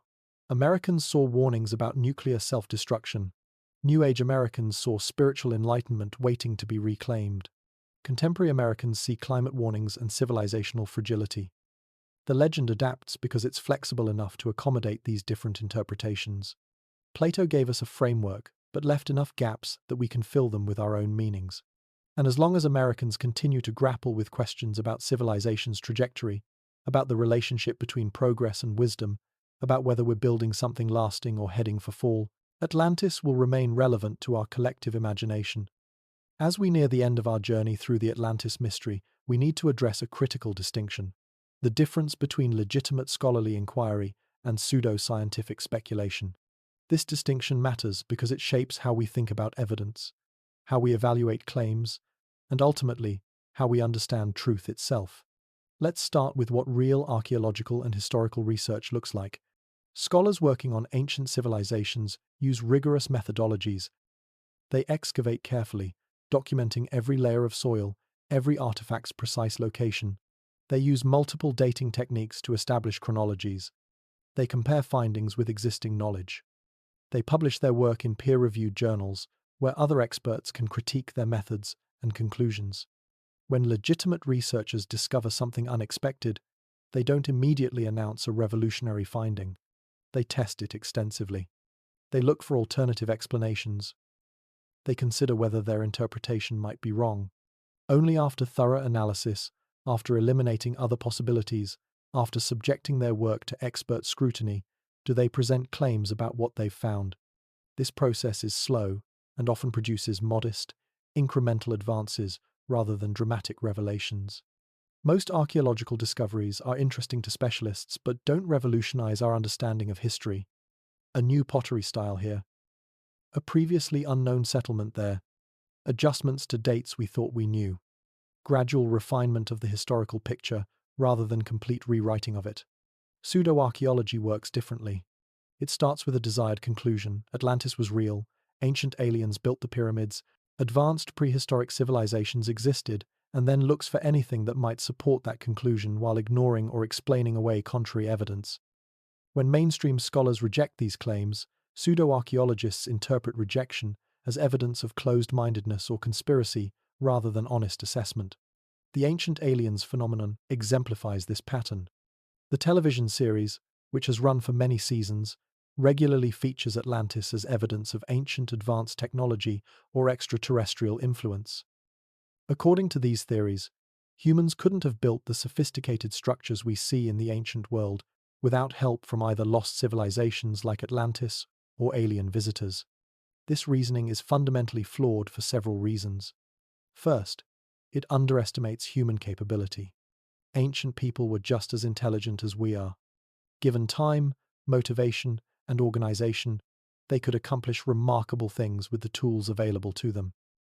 We know how the pyramids were built because we found the quarries, the construction camps, the tools, the administrative records. It's not mysterious. It's well-documented human achievement. Second, the reasoning is circular. These theories assume that anything impressive must have required lost knowledge or alien help, then point to impressive ancient structures as proof of lost knowledge or aliens. But the premise and the conclusion are the same. It's not evidence. It's assertion. Third, the theories are unfalsifiable. Any evidence against them gets reinterpreted. If we find Egyptian records documenting pyramid construction, pseudo-archaeologists claim the records are incomplete or misinterpreted. If we demonstrate that ancient people had the technology to move massive stones, they argue the real techniques have been hidden. When every contrary fact can be explained away, you're not doing science. You're doing belief maintenance. The legitimate question about Atlantis is not was it real, but rather what inspired the story. Real scholars can engage with this question productively. Was Plato drawing on memories of the Thera eruption? Was he aware of other flood myths from Mediterranean cultures? Was he purely inventing a philosophical allegory? These are historically grounded questions that can be investigated through textual analysis, archaeological evidence, and cultural context. But pseudo-archaeological approaches to Atlantis dismiss these mundane explanations in favor of extraordinary claims. Atlantis had crystal power. Atlantis had flying machines. Atlantis colonized the entire world. Atlantean survivors taught primitive humans how to build pyramids. These claims require evidence proportional to their extraordinariness. Instead, they're supported by misinterpretation of archaeological findings, selective quotation from ancient texts, and rejection of expert consensus. A key characteristic of pseudoscience is cherry-picking evidence. Proponents highlight anything that seems to support their theory while ignoring the vast body of evidence that contradicts it. They'll point to one unusual feature of an ancient site, while ignoring thousands of ordinary features that clearly fit within known ancient cultures and technologies. They also tend to rely on argument from ignorance. Scientists can't explain this, even when scientists can and have explained it. How could ancient people have moved these stones, when we actually know multiple methods they could have used? The claimed mystery exists only because the person asking the question hasn't bothered to learn what experts actually know about the subject. Real research embraces uncertainty. Scientists say, "We don't know yet all the time," and they're comfortable with that. They recognize that absence of evidence isn't evidence of absence, but it's also not evidence of presence. Pseudoscience hates uncertainty and rushes to fill every gap in knowledge with speculation presented as fact. Another characteristic of pseudoscience is the persecution complex. Pseudo-archaeologists often position themselves as brave rebels, fighting against a closed-minded establishment. They claim that mainstream archaeologists reject their theories not because of lack of evidence, but because of dogma, conspiracy, or fear of having their worldview challenged. This narrative is appealing because it casts the believer as heroic, as someone who sees truth that others refuse to acknowledge. But it's also self-serving and unfair to legitimate scholars. Academic archaeologists would love to discover something revolutionary. That's how you make your career. If there were genuine evidence of something extraordinary, scholars would pursue it eagerly. The reason they dismiss most Atlantis theories isn't closed-mindedness. It's that those theories lack credible evidence. We should distinguish between healthy skepticism of expert consensus and reflexive rejection of expertise. Experts can be wrong. Consensus can shift when new evidence emerges. History shows examples of maverick researchers who were initially dismissed but eventually vindicated. But for every Galileo, there are thousands of people who were dismissed because they were actually wrong. The way to challenge expert consensus isn't to ignore evidence or rely on speculation.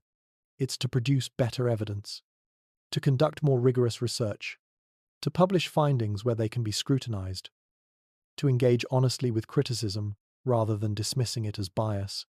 Real paradigm shifts in science happen through this process, not through television documentaries or YouTube videos. The Atlantis mystery has value when it's approached with intellectual honesty.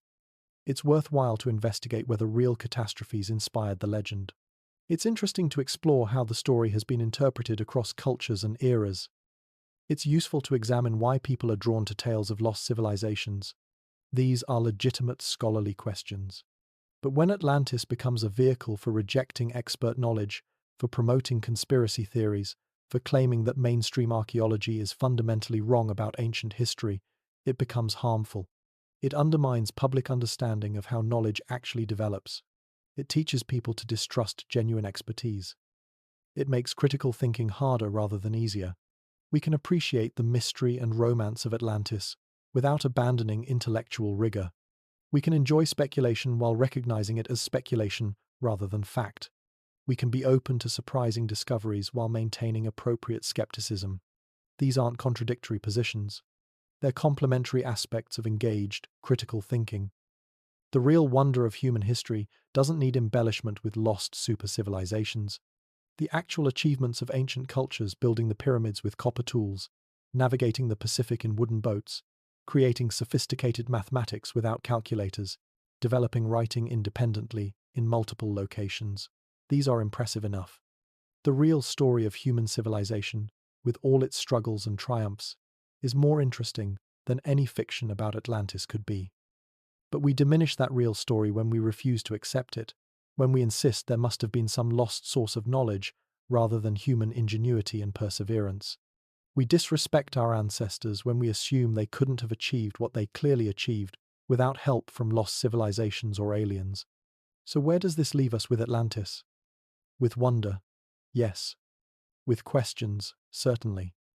But also with respect for evidence, appreciation for rigorous inquiry, and recognition that the greatest mysteries aren't always the ones we want them to be. Sometimes the truth is stranger than fiction. Sometimes it's more mundane. But it's always worth pursuing with honesty and intellectual integrity. The search for truth isn't about confirming what we want to believe. It's about discovering what actually is, even when that's disappointing, even when it challenges our assumptions, even when it means accepting that some mysteries have simpler solutions than we hoped. That's the real treasure at the end of this particular quest. Not a lost island, not ancient secrets, but a deeper understanding of how to think clearly about evidence, claims, and truth itself. Chapter 6. The Eternal Warning. We've journeyed through Plato's account, explored proposed locations, examined theories and evidence, and considered whether Atlantis was history or allegory. Now comes perhaps the most important question: what does this ancient story mean for us today? What can a tale about a civilization that may never have existed teach us about our own world, our own challenges, our own potential fate? The parallels between Plato's Atlantis and contemporary civilization are striking and uncomfortable. Consider the arc of the story. A society begins with virtue and wisdom. It achieves great technological advancement. It grows wealthy beyond imagination. It expands its influence across vast territories. And then, gradually, almost imperceptibly at first, corruption sets in. Values erode. Leaders prioritize power over justice. The collective good gives way to individual greed. Hubris replaces humility, and catastrophe follows. Does this sound familiar? It should. It's the pattern that historians have observed in civilization after civilization. Rome, the Maya, the Khmer Empire. The list extends through history, but we tend to assume our own civilization is different, that we've learned from past mistakes, that our technology and knowledge make us immune to the failures that brought down our predecessors. This is precisely the kind of thinking Plato warned against. The Atlanteans surely thought they were exceptional too. Their engineering was unmatched. Their wealth was unprecedented. Their empire seemed eternal, right up until the moment it wasn't. Today we face challenges that make the Atlantis story feel prophetic rather than ancient. Climate change, driven by our own technological success and resource exploitation, threatens to reshape our world in ways that will dwarf any historical catastrophe. Rising sea levels aren't mythological anymore. They're measurable, predictable, and accelerating. Coastal cities that house hundreds of millions of people face inundation within this century. Island nations will simply disappear. The mechanism differs from Plato's account. No single day and night of earthquakes and floods. Instead, a slow-motion disaster that we can see coming but seem unable or unwilling to prevent. In some ways, this makes it worse. Atlantis, if it existed, couldn't have predicted or prevented the geological catastrophe that destroyed it. We can see what's coming. We have the knowledge and technology to change course. Yet we continue on the same path, prioritizing short-term gains over long-term survival. The parallel to Atlantean corruption is uncomfortably precise. We know that burning fossil fuels destabilizes the climate. We know that current consumption patterns are unsustainable. We know that our actions today will have catastrophic consequences for future generations. But we continue anyway, because changing would be difficult, would require sacrifice, would challenge powerful economic interests. We're choosing immediate pleasure and profit over the welfare of our descendants. How is that different from the Atlanteans choosing wealth and conquest over the virtues that had made them great? The story also speaks to the relationship between technological advancement and moral wisdom. Atlantis possessed remarkable technology for its time: sophisticated engineering, advanced metallurgy, naval supremacy. But technology without wisdom led to destruction. The tools that should have made life better became instruments of oppression and conquest. We face the same tension today, magnified by technology that Plato couldn't have imagined. We've split the atom, decoded DNA, created artificial intelligence, connected the entire world through digital networks. These achievements are genuinely remarkable. But have our moral and philosophical frameworks kept pace with our technological capabilities? We have nuclear weapons capable of destroying civilization in hours. We have biotechnology that could engineer pandemics or create new forms of inequality. We have artificial intelligence systems that might surpass human control. We have surveillance capabilities that make privacy obsolete. We have social media that can manipulate billions while concentrating unprecedented wealth and power in a few hands. Plato would recognize this pattern: technology advancing faster than wisdom, power increasing faster than responsibility, capability expanding faster than restraint. This is the Atlantean tragedy playing out in our own time, potentially with stakes even higher than Plato imagined. The political lessons remain equally relevant. Atlantis was initially well governed through its confederation of kings, its sacred laws, its emphasis on shared power, and regular renewal of oaths. But these institutions only worked as long as people believed in them, as long as leaders genuinely valued justice over personal gain. Contemporary democracies face similar challenges. We have constitutions, laws, institutions designed to prevent tyranny and preserve liberty. But these are just words on paper if citizens and leaders don't actively uphold them. Recent decades have shown how quickly democratic norms can erode when political leaders prioritize tribal loyalty over civic duty, when lies become normalized, when institutions lose legitimacy. The Atlantean kings stopped honoring their oaths. They performed the rituals but without genuine commitment. The forms continued but the substance disappeared. We see this pattern in modern politics. Elections held, but outcomes predetermined. Laws passed but selectively enforced. Constitutions praised but systematically violated. Democratic institutions maintained as facades, while actual power flows through unofficial channels. Plato understood that no system of government is self-sustaining. Good governance requires good governors. Laws mean nothing if those in power disregard them. Checks and balances only work if different centers of power actually check and balance each other rather than collaborating to consolidate control. Democracy dies not through sudden coup but through gradual erosion of the norms and values that make it function. The economic lessons hit close to home too. Atlantis was destroyed by its own success. Abundance bred complacency. Wealth created inequality. The society split between those who had everything and those who had nothing, with the wealthy using their resources to gain even more power while the poor had no recourse. Sound familiar? Contemporary wealth inequality has reached levels not seen since the Gilded Age, or perhaps ever. A tiny fraction of humanity controls more wealth than the bottom half of the global population combined. This concentration of resources translates into concentration of political power, which then gets used to further increase economic inequality in a self-reinforcing cycle. The Atlanteans in their later phase cared more about gold and orichalcum than about virtue and justice. We've made similar choices. We measure success primarily in economic terms: gross domestic product, stock market performance, corporate profits. We've created an entire civilization organized around the pursuit of wealth, often at the expense of everything else that makes life worth living: community, environment, mental health, meaning.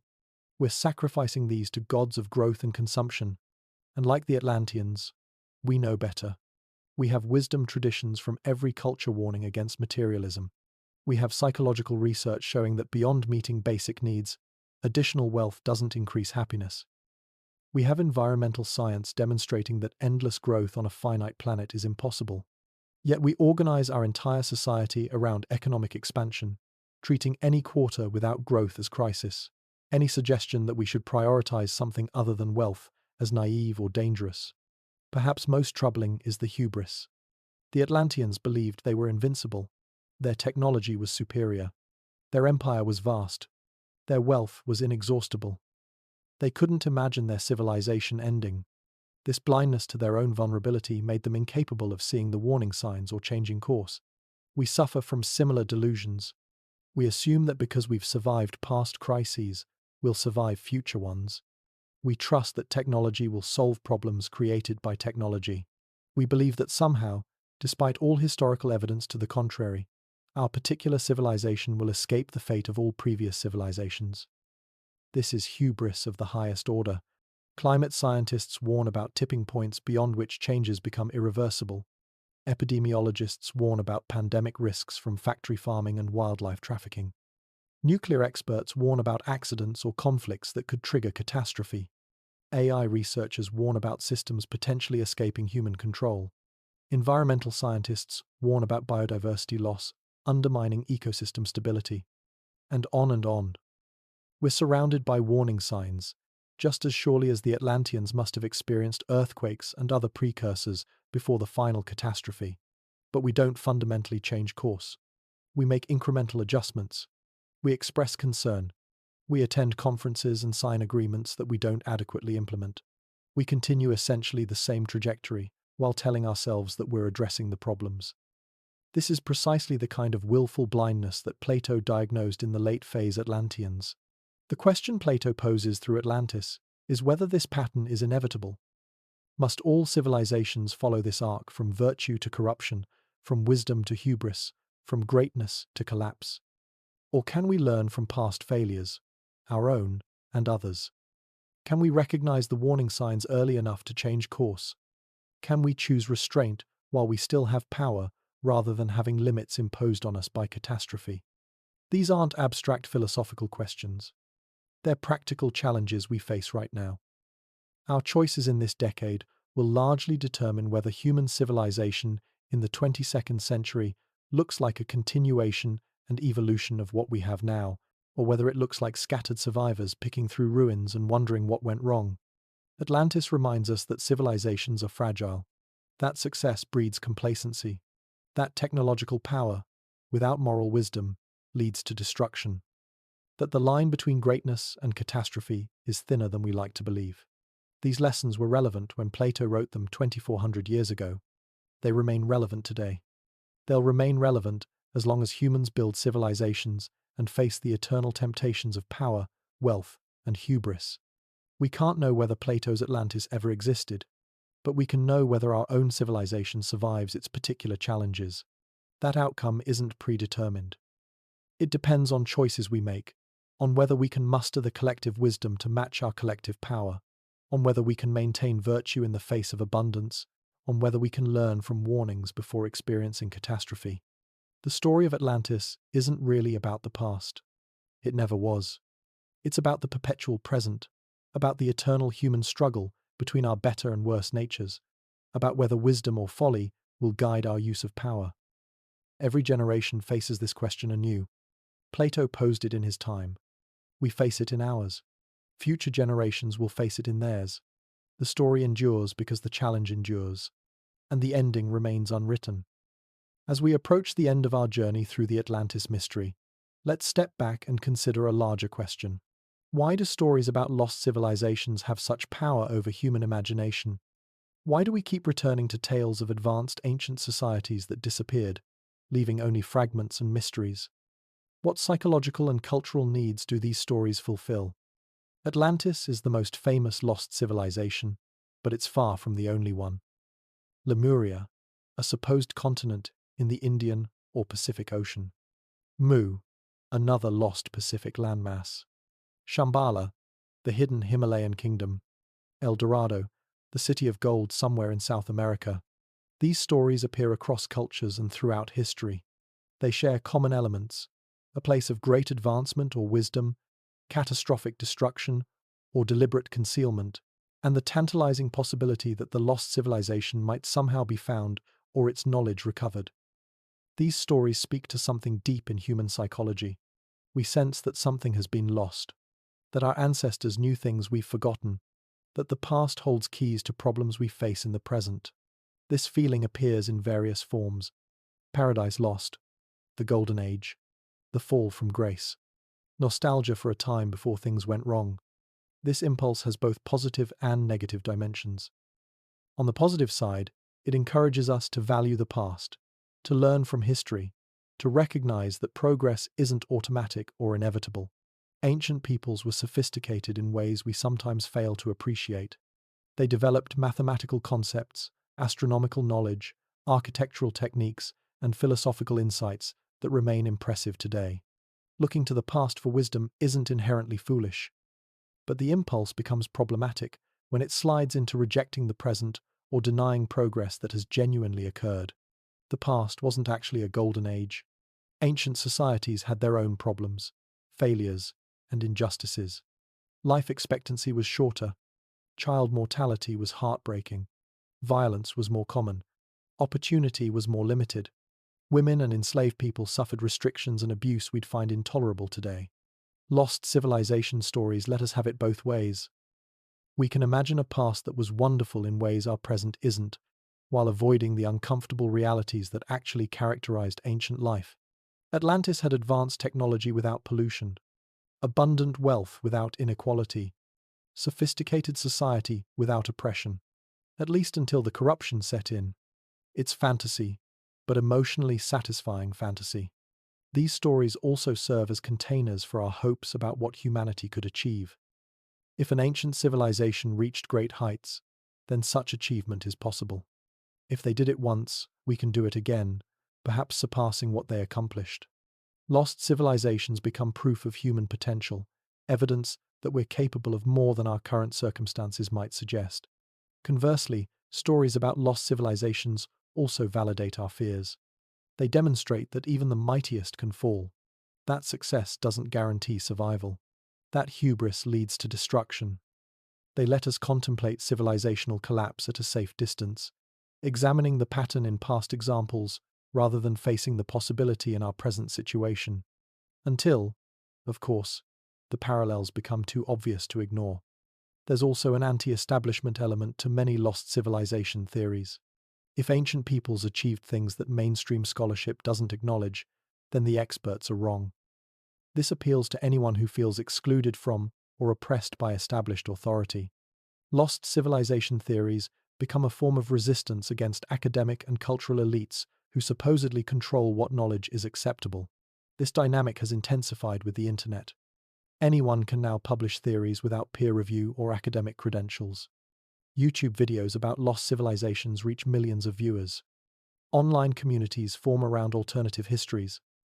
The democratization of information distribution has positive aspects, but it also means that well-produced misinformation can reach huge audiences and reinforce itself through echo chambers.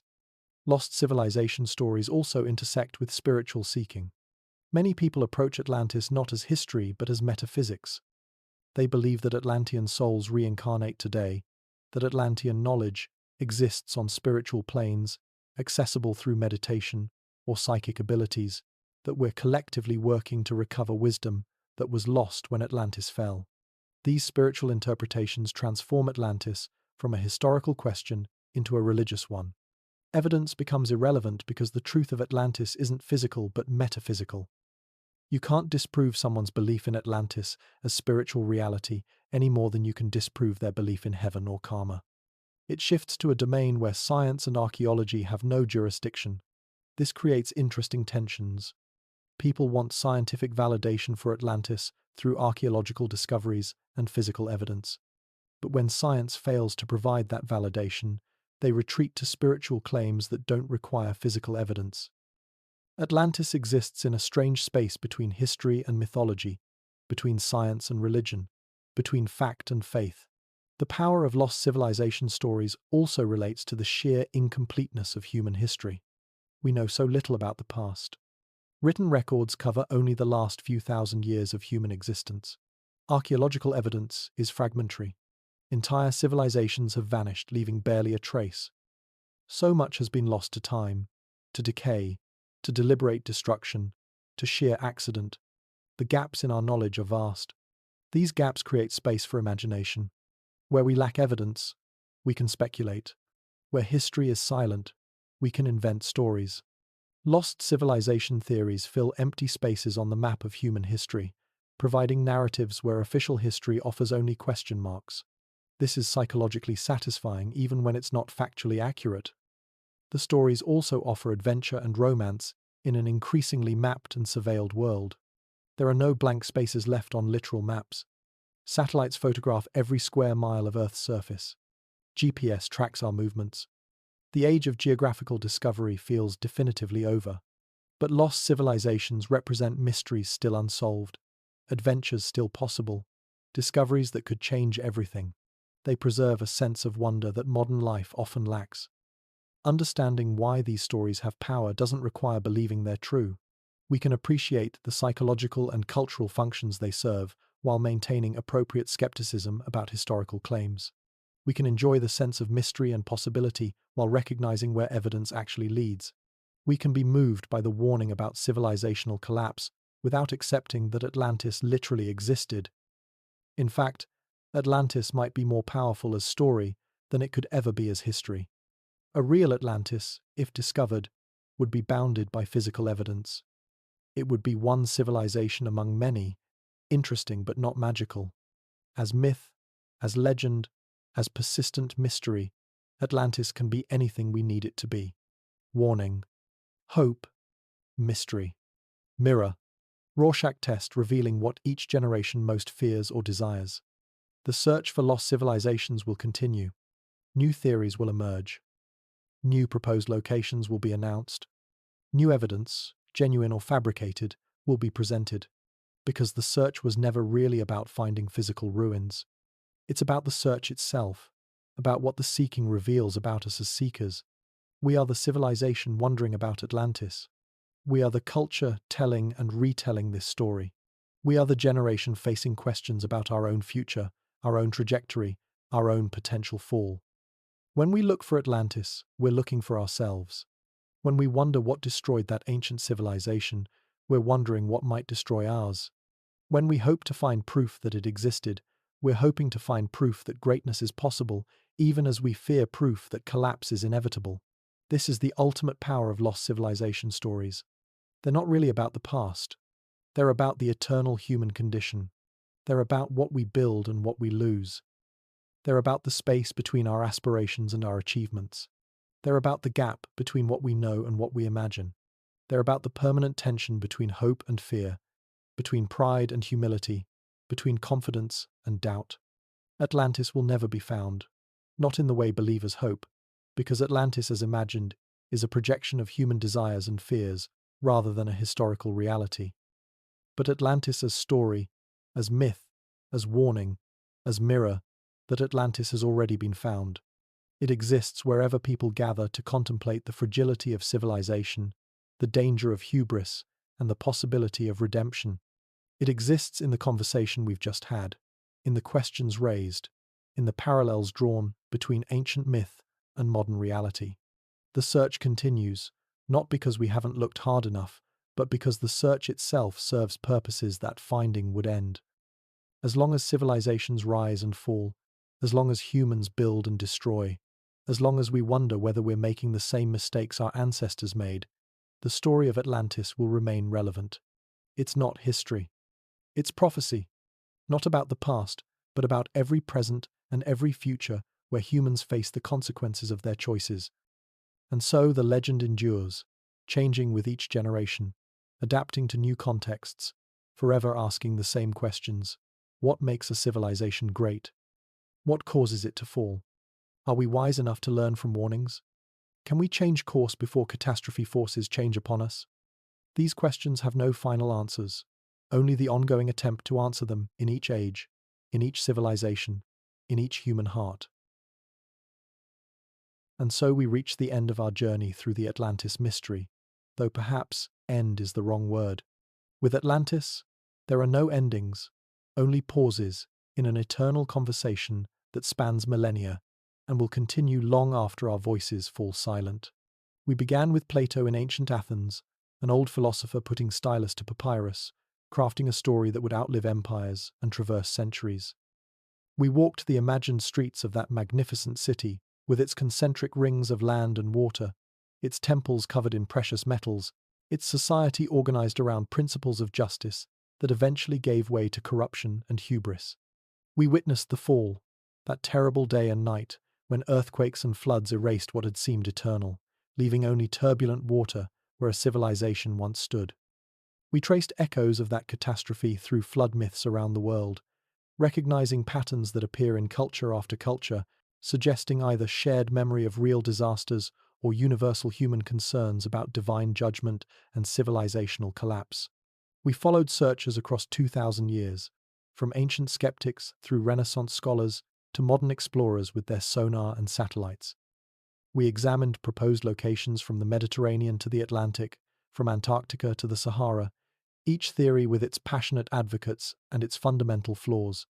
We found no Atlantis, but we found something perhaps more valuable: insight into why we keep searching. We considered whether Atlantis was ever meant to be found, whether Plato intended a philosophical allegory rather than historical account. We explored how the legend took on special meaning in American consciousness, becoming woven into our spirituality, our entertainment, our collective anxiety about technological advancement outpacing moral wisdom. And we confronted uncomfortable parallels between ancient myth and modern reality: climate change rising like ancient floods, wealth inequality echoing Atlantean corruption, technological power without adequate wisdom guiding its use, political institutions maintained as forms while their substance erodes, the hubris of believing our civilization exempt from the fate of all previous civilizations. So what have we learned? Not whether Atlantis existed. That question remains where it's always been, suspended between possibility and implausibility, between hope and skepticism. But we've learned what the story means, why it endures, what it tells us about ourselves. We've learned that civilizations are fragile, that success breeds the conditions for failure, that no amount of wealth or technology guarantees survival if divorced from wisdom and virtue, that the line between greatness and catastrophe is far thinner than we imagine in our moments of confidence, that hubris is the eternal human temptation, and nemesis is its eternal consequence. We've learned that humans need stories about the past to make sense of the present, that we project our fears and hopes onto ancient mysteries, that what we seek in lost civilizations is often what we've lost or fear losing in our own, that the search reveals more about the searchers than it ever could about the sought. We've learned the difference between honest inquiry and wishful thinking, between following evidence and chasing desires, between admitting uncertainty and claiming false certainty.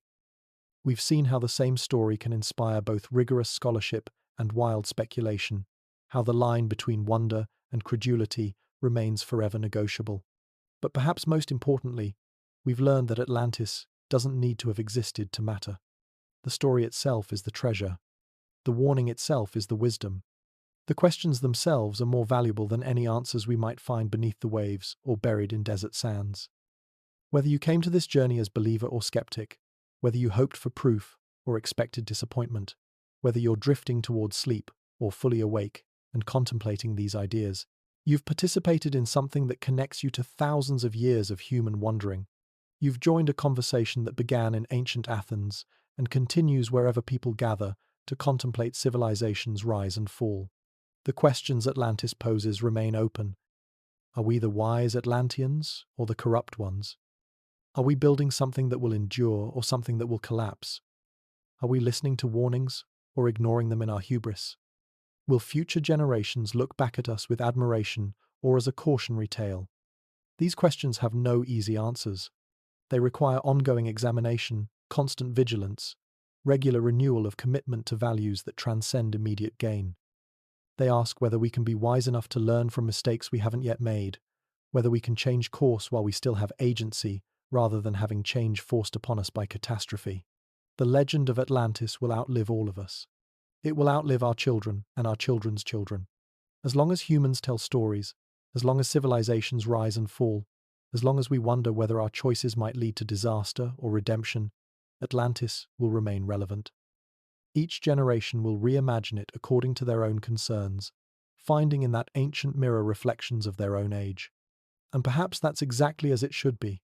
Perhaps Plato, if he could see 24 centuries into his future, would be satisfied that his story continues to provoke thought, to inspire wonder, to challenge assumptions, to raise questions about power and wisdom and the proper use of both.